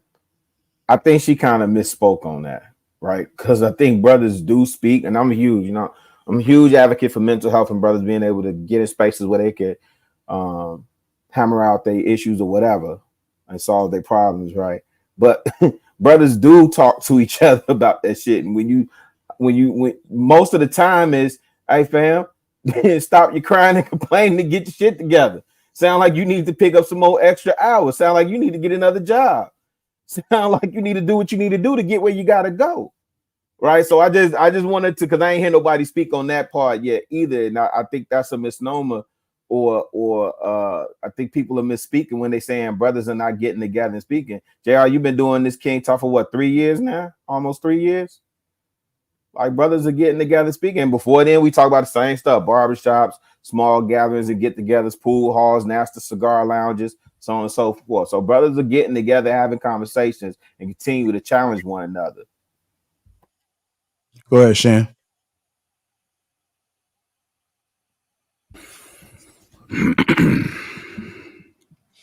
Power dynamics. Viz, one thing that you said that stuck out to me, I want to address. King Talk. This show, it's not about doomsday. You're right, Viz. It's not.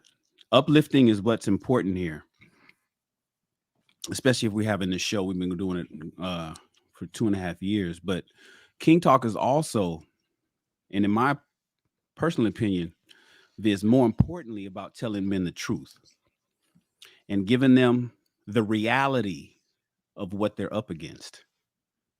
So I hear you when you say, hey, man, we shouldn't be telling brothers, don't worry, women gonna be out here doing this, man. You don't want your, but we got to give people the truth, because we've been fed a lot of fluff in relationship dynamics for 30 plus years. And so now we got to just say, hey man, this is what's gonna happen if you date this. This is what's gonna happen if you work there. This is what's going to happen if you marry this. This is what's going to happen. And, you know, use that information as you will, but this is the truth. But you never heard a man complain about his woman out earning him. That's what Sweeney says. But you also never heard a married man say his marriage sucks, when in fact it does. That's why a lot of times when people get divorced, we get surprised. Like, what the fuck? I thought that was going good. Yeah, not necessarily. But nevertheless, you're right, Sweeney. Men do not care if she makes more money. We talk about power dynamics here. Men don't care if she makes more money. I mean, hell, Stedman and Oprah. The problem that I think Hank and Conrad, Kenny is trying to convey is what comes with that. What comes with that? And this is where us men at King Talk, and we have to express this to other men, is that as Conrad had seemingly been trying to push his entire message during this topic, is probability over possibility at all times. We have to go by probabilities. We are numbers. We are, what did Kevin say? We're cost benefit calculators. You know, we do the numbers over here. And we say, listen, I don't care how it makes you feel. And I don't care how you think it looks. What are the numbers? And so I know it's possible. Hell, it's possible we all marry a Martian. I mean, it's possible. What's the probability of that? So brothers are now starting to talk to each other, Chicago. But historically, we bottled shit up. We did. And you know what? It's funny because primarily we were in fear of getting shit talked instead of solutions. So yeah, even in the barbershops, man, let me tell you about my woman, man. I think she's giving my neighbor an eye. I don't know if she get ready. You can't say before we would, nigga, you ain't laying it down. Men are now starting to talk. And I think that's what she was trying to, what Love Dorsey was saying in the video. Men should now what she was saying, that why we should talk. I don't necessarily agree with that, but I'm glad that men are talking, because we never had a King Talk before 3 years ago. We didn't have a King Talk when I was in college. I graduated in the year 2000. It wasn't no King Talk. All I heard was fucking, you know, to the left, and no scrubs and all the rest of the, you know, an independent woman. That's all I heard. I ain't had no space for brothers to get to. And I'm in a fraternity. Even in the fraternity, you had to be careful as to who you spoke to. And you had maybe one or two solid dudes that you could talk to, but you didn't have a community of men where you can say something and worry about not getting ridiculed. And I think that's just what we're building now. Power dynamics, and I'll wrap it at this, is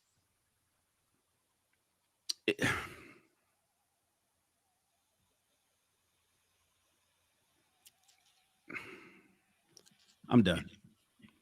I'll wrap it at that. I want to say one thing real quick to Shannon. I agree with you 100% with everything that you said, and most importantly, addressing to everyone watching, any and every decision that we make comes at a cost.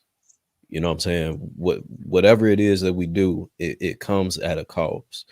So as men, as kings, we should be able to tally up what that cost is going to be before we make the decision to do whatever it is that we're making the decision to do. So I agree with you. And yes, I've always been extremely optimistic. I've always been one to push the boundaries because I never had the desire to be the norm, or, you know what I'm saying, common. So if I feel like if we push that more, as well as letting men know that yes, these are the possibilities that come with it. But when you play any game, you open yourself up to whatever comes with that game. You know what I'm saying? It's just part of it. It's part of it comes with the territory. So I more so like to I do acknowledge the possibilities, but the probabilities of it, in my opinion, is worth the risk. No risk, no reward. All right. Go ahead, Kenny. Not sure if you want to say anything. I think we're in line.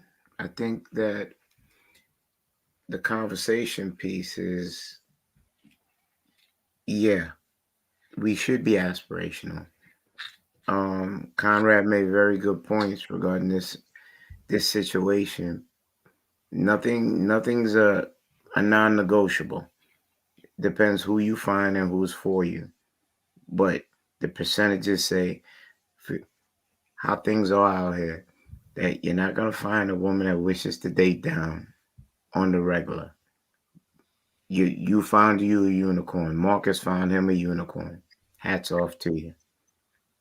It's very difficult out here with women leading and having requirements for what men naturally used to have before, because we're non-traditional and the dynamic has changed.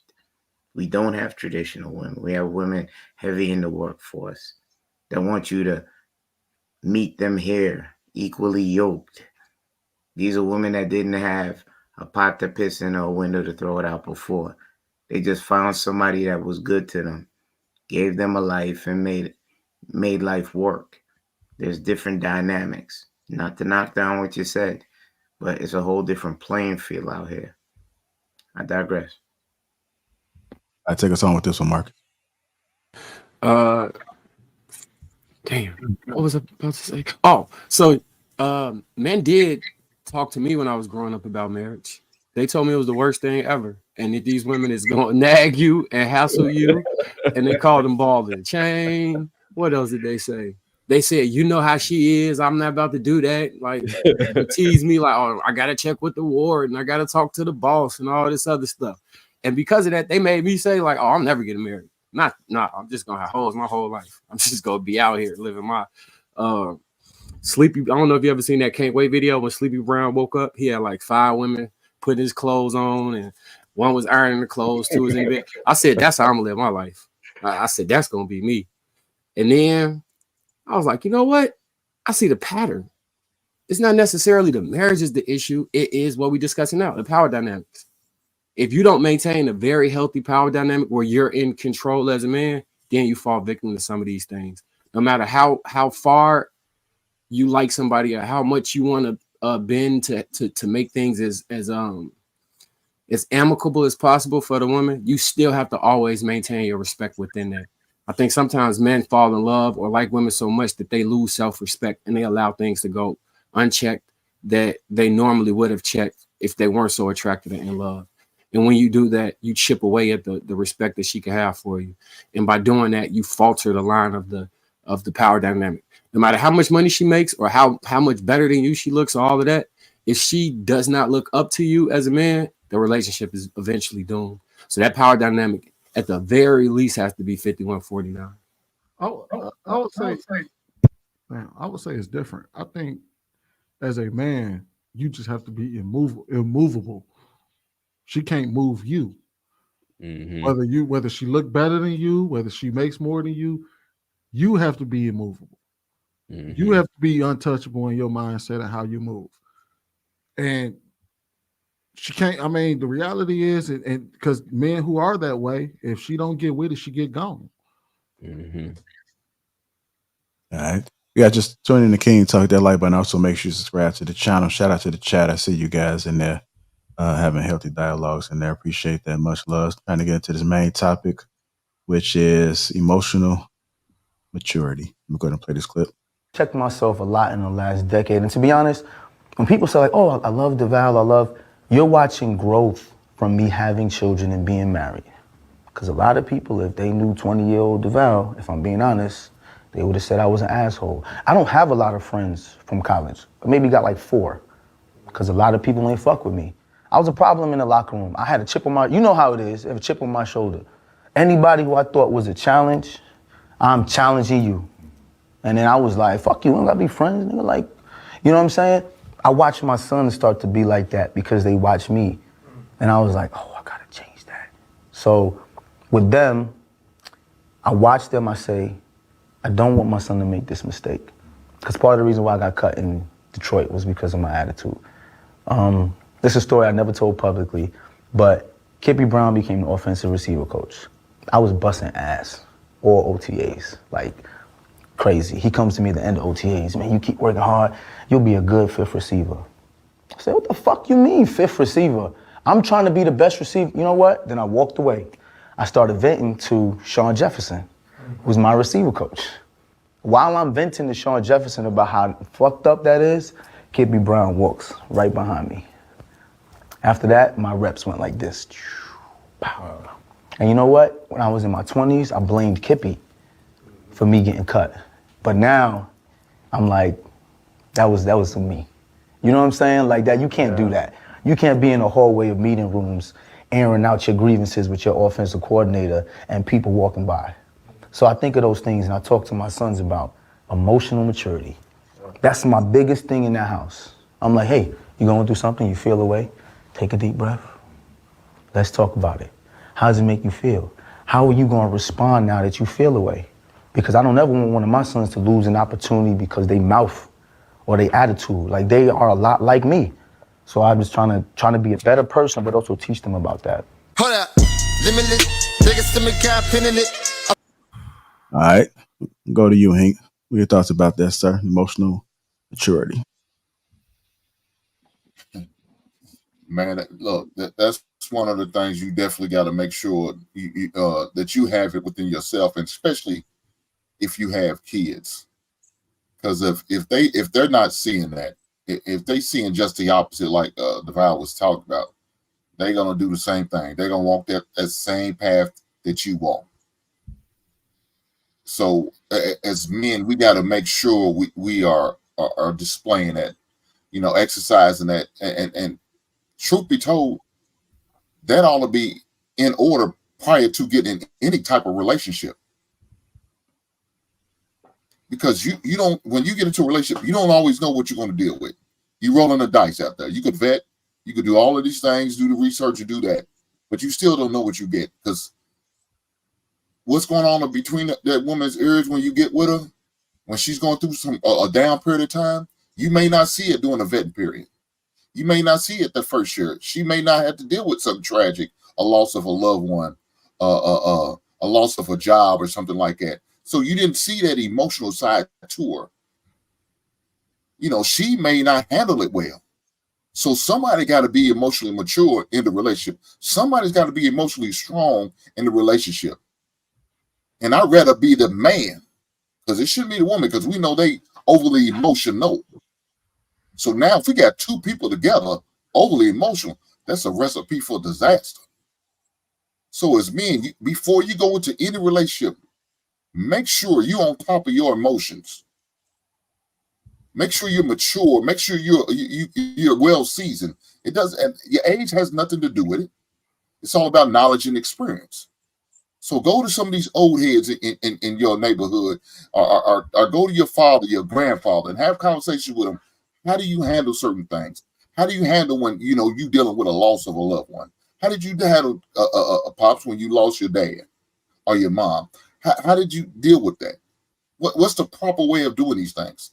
If that means you need to go to a coach, some type of male mentor, do what you have to do. Because I feel like you have to be, prior to getting any serious relationship, you need to make sure you're emotionally strong, emotionally mature, and make sure emotionally able to handle, especially when you have kids. Because they're going to try you, they're going to test you, they're going to do some things, especially with your sons. We're a little more softer on our daughter, allowing our daughters to cry and get it out and do all that things. Now, sons, we say dry it up, man up. But they also need to have an outlet on how to deal with it. I can't just keep telling them, man up, dry it up all the time. No, I got to tell myself, okay, it's okay. It's okay. Calm down. Take a deep breath. Talk to me. What's happening? What's going on? What you thinking about? What's causing these tears? Why are you upset? So now I got to make sure I'm and that opportunity right there, that's a teachable moment for him on how to deal with your emotions. and have to be most mature. You're setting up the boundaries. You're setting the pavement. You're setting the blueprint for your son to operate like that. So I'm gonna land it there. All right. Go ahead, comrade. I've always been a believer. I think it's already been said. Hank really hit it. There must be a balance within self as you grow up to be able to handle situations. I think we as men do realize that you do actually have to be balancing your emotions, because man to man, ish can pop off really quick when you got two combustible elements coming together, and if both of us are out of control, we're gonna hit and somebody's gonna lose. For me personally, the biggest time of emotional maturity or emotional balance is when I lost my daughter. When I lost my daughter, my wife was not my second daughter. My wife wasn't at the hospital that morning. I was just me and my daughter. And that was the actual first time I was able to actually like hug her and hold her. I did a lot of crying and a lot of venting outward at that point. When my wife walked in with my son and my other daughter now, I was strong. Not because I was all well together, but I had balanced myself out in the time that I had by myself, that when they showed up, I held them and allowed them to be as vulnerable as they could be. And it's been that way over the last year. But then understanding where the maturity comes in is understanding that husband to wife now, I have to communicate with my wife. I have to let her know how I felt about this whole transition of our family going from 3 kids down to 2 kids. What does that look like? Do we feel moments where we feel as incomplete as a family? You know, what does this look like when we're taking pictures with 5 of us and now it's only 4 of us? So these little nuances helped me and my wife to understand that we're both seeing eye to eye with how we feel. And it makes sense. It's not out of control. And by that, I was able to also balance myself between my older daughter and her changing now and going into a level of womanhood where I don't really understand it all the time, but I'm able to rationalize with her. And my son sees that. And as young as he is at 2, he's able to understand and go to mama. And even as young as he is, balance himself and say, okay, I see, like Hank said, I see daddy do this. Okay, let me function the same way. So it is really important that we within ourselves as men, we find and learn to find a place of balance. How we balance ourselves. We balance out how we think, and how we think doesn't always and how we feel doesn't dictate how we act.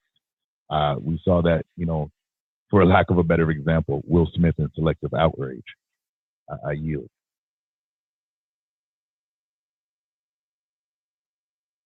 All right, comrade. I just want to say I appreciate that, man. You know, my condolences to your daughter as well. Yeah, deepest condolences. I'm gonna go to you, Kenny. Emotional maturity. I had a female watch a couple episodes that I did, and she said I lack it.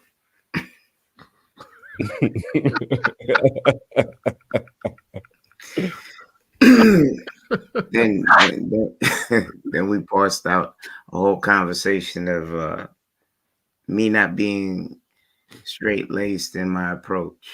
I said, when I throw on my hard bottoms, my slacks, and my tie, and I sit down with somebody and I help them with a financial house, that's a different Kenny. When I'm doing my technician job and I'm dealing with customers on high-profile circuits, that's a different Kenny.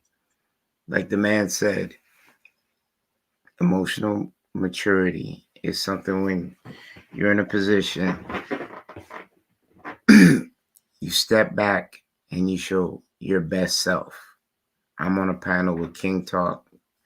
The gentlemen know that it's just playful banter. I would hope all of them do know that. And then when conversations ramp up, we can always change hats and, change the temperature of the conversations we have to fit the room. I believe emotional maturity is a must when you're a grown man, grown woman, grown person, etc., so that your voice doesn't get lost in the fodder and people take you seriously and have some sort of respect for you, because that shows that you have respect for yourself as for how you communicate. That's a big first when people first meet you. Okay, that's an impression piece. Okay, he seems smart. Now let's delve in deeper. Let's see what he knows. Just like us meeting each other on King Panel, we start getting an assessment of the individual that we're dealing with, just like in life. So emotional maturity is a must. That's at the top of the list as a person. And I'm using the gentleman here. I see it from each gentleman here. So that's why we have these conversations and we're able to stay on track. We're able to read temperatures, read the room. We're very knowledgeable on a vast array of things. And I landed there. I just, not to make it long-winded, I think it's a must that you have that and be able to employ it when necessary. So wait, Kenny, you was playing the whole time? An old man that I used to work shit. with, he said, act dumb, move smart. All right, go ahead, Trey. I dig it. Yeah. So I completely agree with the sentiment of Hank, and Conrad mentioned my favorite word, balance, and I think it's extremely important. And the one thing that I think about with emotional maturity is consequence, right? There's so many consequences to not exhibiting emotional maturity. For one, as men, we're not afforded grace most of the time. That's a reality, right? We're expected to do, regardless of our background, regardless of our upbringing. It doesn't matter. We're not afforded grace, so it's important to always have that emotional maturity. I've seen people ruin their jobs. I've seen people ruin relationships. I've seen people ruin their money because they don't have emotional maturity. And another word that I think of is discipline, right? As men, we're expected to be disciplined, and we just have to take the time to think about everything that we do, right? One of the things that I would say helped me in life when I was younger, I played chess. And for me, what that made me do was think about what's going to happen when I make this move. I have to think several moves ahead. I would encourage every parent to get their children into chess because it actually helps you develop a frame of mind where you are thinking about consequences, and it helps you learn about people. That's the most important thing, is to understand the effect of what your action is going to produce. And most of us don't think about that. And I understand we are all wired differently. I understand that some of us have to work harder because of maybe chemical imbalances, and there's some things that are out of our control. But as a man, you must control what you can control. And I think it's extremely important for us as fathers to be a part of our children's lives if we can, particularly our sons, because that's the first time that they're really going to learn about emotional maturity. You're the one who they're going to seek answers from when they run into different scenarios that they don't know how to handle. And if they don't have your guidance, then they're already starting off on the wrong foot. Most of the people who don't exhibit emotional maturity didn't have that father figure. And there's a lot of people in jail right now because they did not have emotional maturity, making silly mistakes because they didn't take the time to think about it. And we have to. We have to. That's the main thing. The first thing that you want to do, the first thing, if you are working on it, is just take your time and think about what will happen next before you move. I'll leave it there. Yeah, I was gonna Trev, never mind. But yeah, Trev, you said everything right there, bro. And Something a barber used to always tell me is, he says, there's a place for you. There's always a place for you. And I think you need to figure out when you want to learn to be emotionally mature. Because that's like, are you gonna learn from the small mistakes, or you gonna learn from the monumental ones? But as men, you have no choice. Life gonna make you emotionally mature. How do you want to find out? Because there's always a place for you. Either it's gonna be, you know what I mean, either you're gonna find a place that you want to be, or you're gonna find yourself in a place that you don't want to be. How do you want to become emotionally mature? Which path do you want to choose? Because life gonna humble you. As men, life humbles us every single day. It's gonna humble you. You think you just like an old boy when he thought he was too big for his britches, talk shit to his offensive coordinator. Fuck you, man. I'm gonna be fifth string. I'm a fifth string wide receiver. Now you know wide receiver. You ain't even riding the pine. You ain't even on the practice squad no more. You sitting there gone fishing like everybody else, watching other people take your job. So you could have been making $300,000 a year playing the fifth wide receiver on the team, but instead you had to take that L. Life will humble you as a man. How do you want to be humbled? Do you want to be humbled in the worst way possible? Or do you want to be humbled in the best way possible? Where somebody comes in and your father or your uncle or your coach sits you down and say, hey, look, right now ain't your time. Let's talk about it. Let's get you better. Or you're going to talk your shit and they going to show you the shit. Yeah, fellas, this is all checking your ego. You know, I always say we always hear negatively mostly about the ego, but the ego is one thing that can either keep you safe or put you in danger. I know a lot of guys from the land that's been changed because they had no emotional maturity. They couldn't check their ego. In the art of war, it teaches us to pick our battles. That's essential.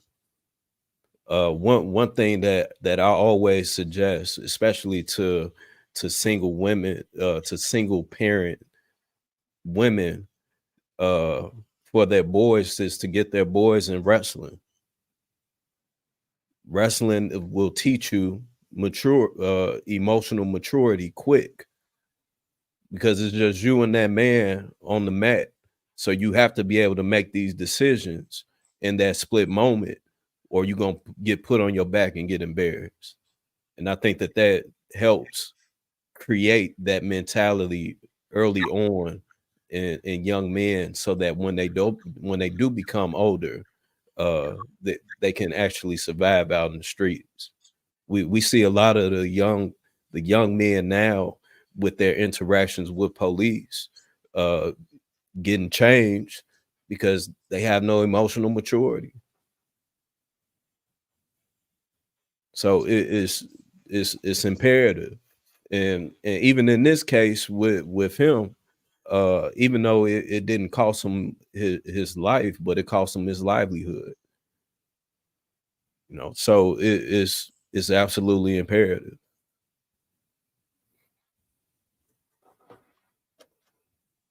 All right. Go ahead, Rilla. Viz, that poet came out. I had it when you said it the second time. I said, "Oh yeah, he's saying what I think he's saying."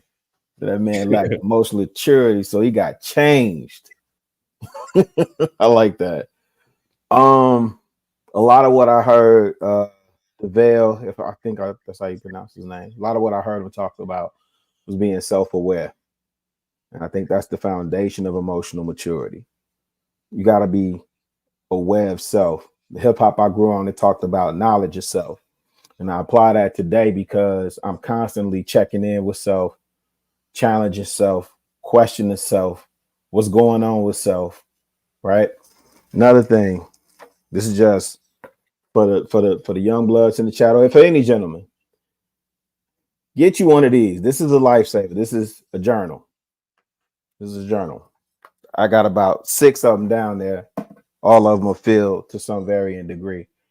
Whatever thought I'm having, I usually jot it in there. Some point when I transition or when I change, my kids will inherit these and they'll get to read my thoughts, and my grandkids and so on and so forth. But this also helps me refine emotional maturity. Those moments where instead of japping out, take a moment, breathe, think for a second, and then reassess the situation. Man, that's key. I love that Hink said, it's not necessarily dependent on age, right? Because DeVale also talked about in that clip how he's teaching his sons through providing space for them to express whatever emotion they feeling, and then he's coaching them and walking through that with them, right? So I agree with that. A lot of stuff that I know now, I wish I had known, right? And thank God, with my seeds, with my sons and daughters, I can practice that with them. My daughter's a little bit easier, but for my boys, I find it imperative that I give them that space to be able to open up and allow me to coach them through their feelings, you know what I'm saying, as best I can. But the one thing, and I'll just land it here, the one thing that I would encourage people, and the main thing I kept hearing with DeVale as he was speaking was just having that self-awareness. He was keenly aware of where he was, what caused him to lose his livelihood or whatever, the chip that he had on his shoulder, and he worked. It sounds like he worked to refine that, because if I understand it, him and his wife have a very successful podcast. He has a situation with, I know him through the deal that he has with Actively Black. So it looks like whatever he may have lost in his NFL career, he's got it back on the back end. So shout out to him. Go ahead, Shan.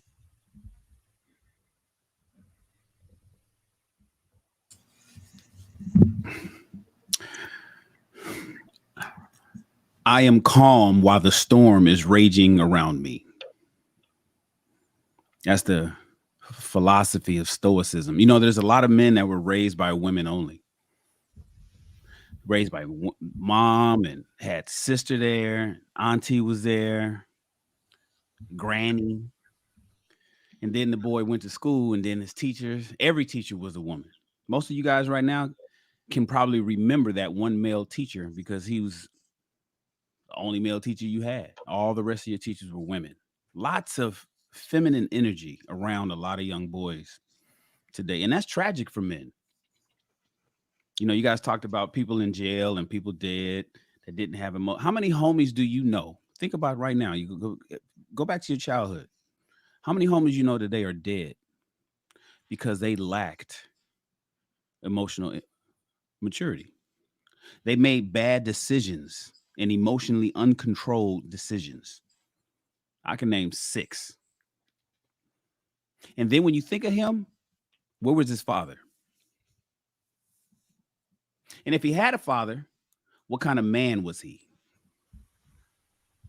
I challenge every man to follow the philosophy of Stoicism. Your life will change, brothers. Trust me. A Stoic is a man who leads a moral life.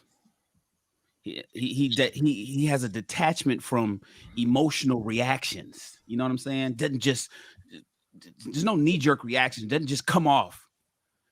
He's not moved by external circumstances. And he directs all of his attention to things that he can control. Somebody steps on your sneakers. Funny, look, I got my Trumps came in. Y'all see him? Yes, sir. He ain't tripping. And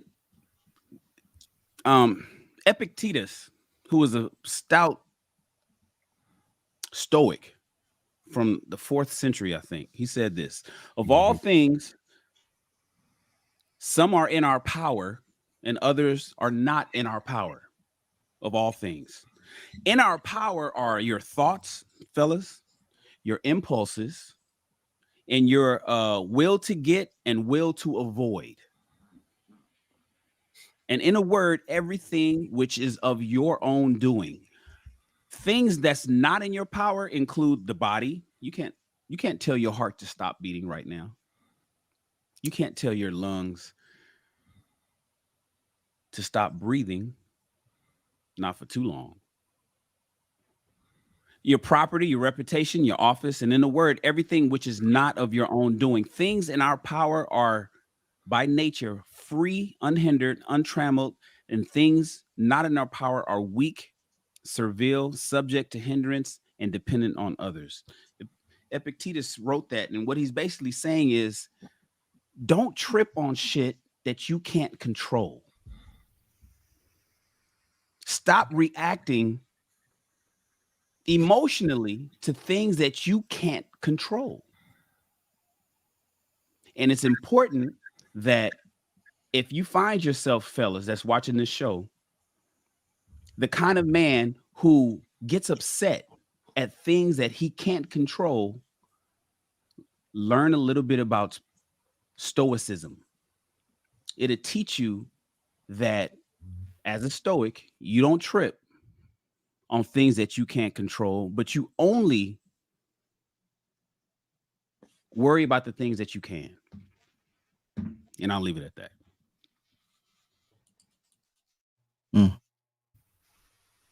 It's a wrap. Cut. On to the next. I think all, man, hey.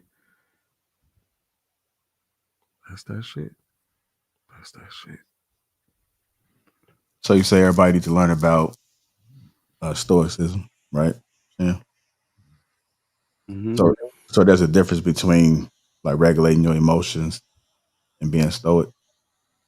Yeah, well, I think they're one and the same. Yeah. You know, a Stoic regulates his emotions. That's what a Stoic actually does. You know,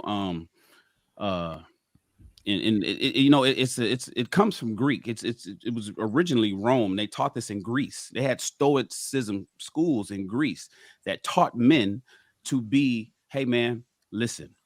Marcus Aurelius. Marcus Aurelius. You know, if you guys ever watched the movie A Gladiator from 1999, you know, Marcus Aurelius was the king that died first. Marcus Aurelius, he's one of the most famous Stoics. And what it basically says is, okay, why are you tripping that it's raining outside? Why are you upset that you got in a car accident and somebody totaled your favorite car? There's nothing you could have done about it. Mm-hmm. Why are you tripping that your woman cheated on you with her work husband? That's what she was gonna do it anyway. So what happens is, you know, if somebody steps on your brand new white J's, your Air Force Ones got scuffed up, why are you ready to fight about it? If somebody spilled a drink on you at the club, why are you tripping? Why don't you just say, okay, you know what? Shit happens. And basically, if you had the kind of emotional control that Stoics have, you wouldn't care about anything that you can't control. And the only things that you would worry about are the things that you can. But far too often, men, especially men who think from an emotional standpoint, and that's why I brought up men that's raised by women, because, you know, emotional beings and whatnot, and they bestow that upon their sons. They are driven by their emotions, and they find themselves, as Trev said, as Sweeney said, in jail or dead. So got a little pushback on that, because if you train your, I get the premise of being cooler heads prevail, but there's a point where that can make you devoid of emotion, and those are sociopathic tendencies right there. I'm not trying to take it that far off. I get what you're saying. Epictetus, yes. Seneca, Marcus Aurelius, yeah, I get that. Be in control of things, in control of self, or things that you can't control. Don't trip. But I can't see you crashing up your G-Wagon and not feeling no type of way. Well, you got to remember, a sociopath. Sociopath is a personality disorder. So that's somebody who doesn't care. They don't know. You know, they typically are the kind that have no regard for right or wrong. It's like there's no difference between it. So if you have a mental disorder, that's one thing. I'm talking about mentally sound people who just get upset at shit, blaming themselves or thinking it's something that they could have done otherwise, when in fact they couldn't. I mean, but So- Shannon, I was just gonna say sometimes you just want to say fuck it. It's just sometimes people know exactly what they're doing. So you you know what? But they already that word that we use, balance. I think it's more balance than anything. Yeah. So it's about regulating, right? It's not the elimination of anything. It's regulating and balance. Cornell mentioned balance, and I always mention balance. That's the main thing, is to know when and when not to, because there's certain times you have to react, right? You can't allow disrespect and things like that. There's certain times where you just have to you have to really do what you got to do, but it's about regulating them and understanding when to and when not to. So now the thing with Stoicism is that it to an extent it is the extreme. I've been studying it for a while, and if you really study it to its core, it is the extreme. Of course, in life you have to have balance, but I think that it is still good to be aware of the principles that it carries, so that you can know when to apply it when you feel yourself about to go, overboard. Because we all in some sense, we know when we're being pushed to that point where we just finna explode. You know what I'm saying? And once you do that, there ain't no coming back. But I do think that it is good literature to understand, but I think that it can be dangerous if you do embody it like completely, because of course, as you stated, we are emotional beings still at the end of the day. So we have to be able to release that at some point and be able to manage it. But the key word, of course, is balance. Right. And so that's what I think what Kenny was saying is that, what if you don't get a chance to release that?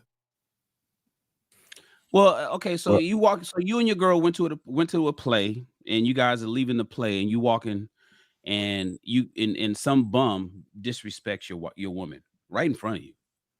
He says some wild shit or says something to you, Now, it's nothing you can do about what bums are going to tell you on the street as you head to the parking lot to get in your car.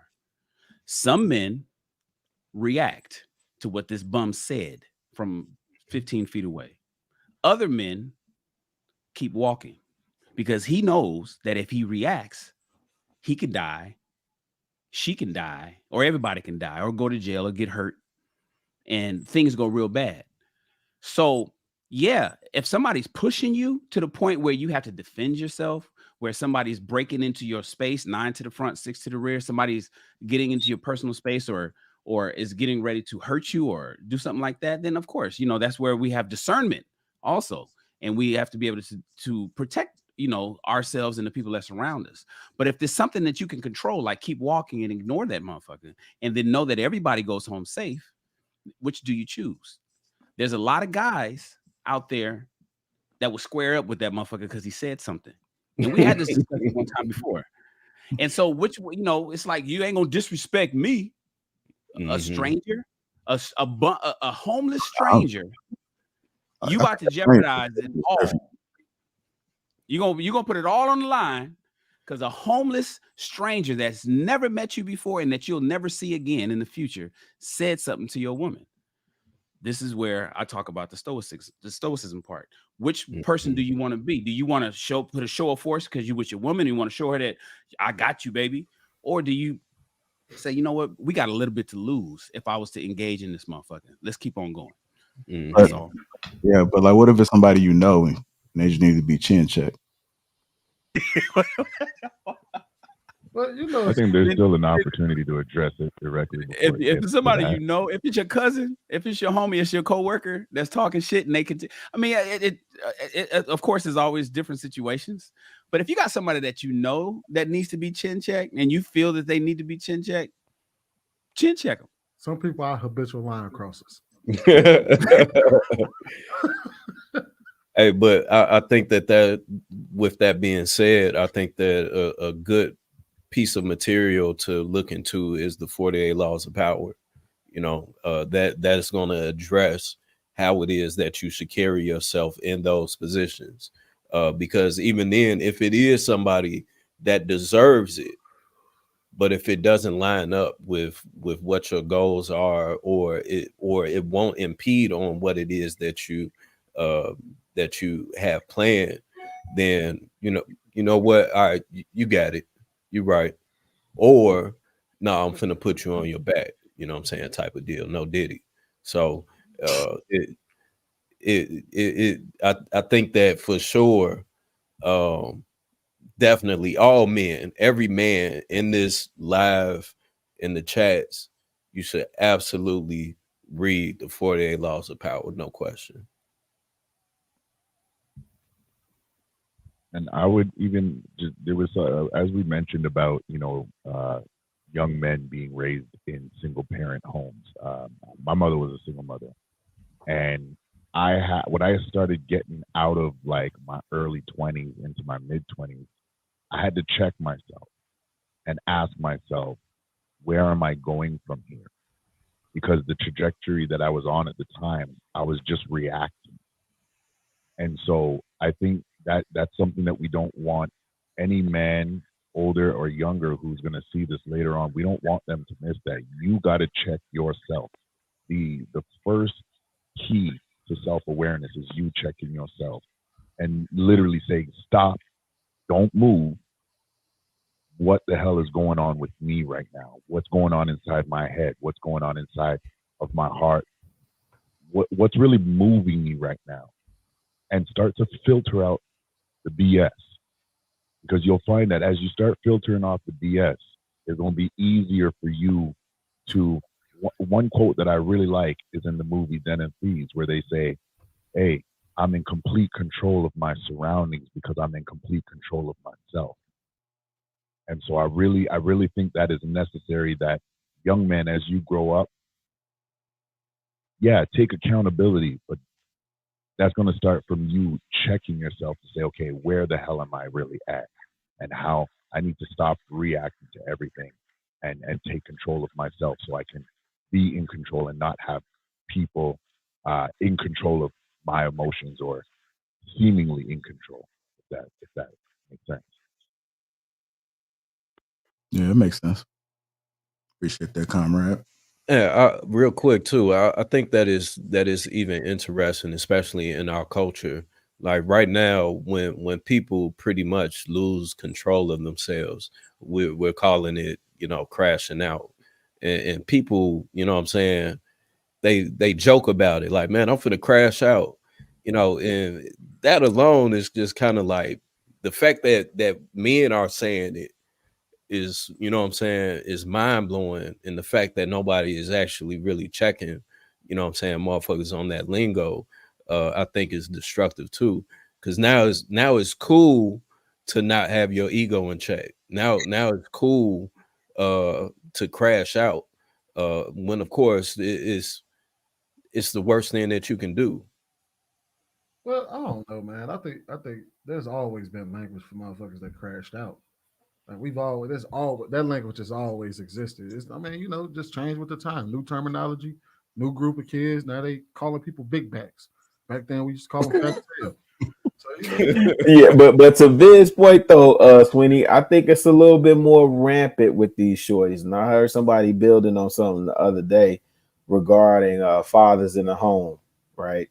And a lot of us that do mentorship, people think that that's a substitute for a father in the home, in particular a lot of single mothers. And make no mistake about it, I'm shorties that's crashing out because they have no sense of direction, no purpose, no sense of future, none of that. And mentorship is great, but none of that is a replacement for a father in the home. So Shan, didn't you do a what's the name on this? Didn't you do a read along on this joint?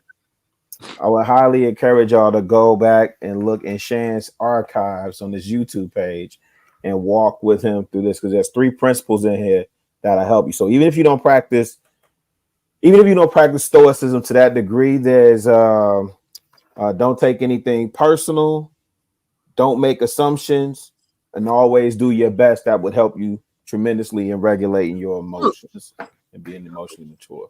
Is that the book I think it is? Don Miguel Ruiz. Yep. Yep. Hey, look, I ain't gonna lie to you though. There is certain things you gotta crash out over. There's certain things you gotta. Hey, JR said it first. He said, "Hey, look, some motherfuckers just need to get chin checked." That's crazy. Yeah, Sweeney gonna up the pole on him. Sweeney, you gonna slide on the opposite pole of the How about we ask? But we resorting to gun violence. I thought crashing out was hitting jaw. Let me ask you that: is that not is that still emotional maturity? Right? If you say they need to be chin checked, didn't you still think about it, or did you just do it because you don't have emotional maturity? Yeah. And we understand that some people deserve it, right? And sometimes you gotta regulate. We dig it, but is that still not exercising? I mean, none of that shit emotional matter. maturity. No, I think if you I think if you understand what it comes with, if you understand why it needs to be done, what's gonna happen to you, if it's done, yeah. I think the difference is, did you react or did you respond? Yeah. Did you react or did you respond? You know what I mean? You took off and took some inches out his jaw for, just because the adrenaline was there, you was emotionally charged, or did you consider all the factors and think? Or I don't know, man. Don't crash out then cry in court. Well, no, that's different. Don't do that. You don't get to crash out. No, Sweeney.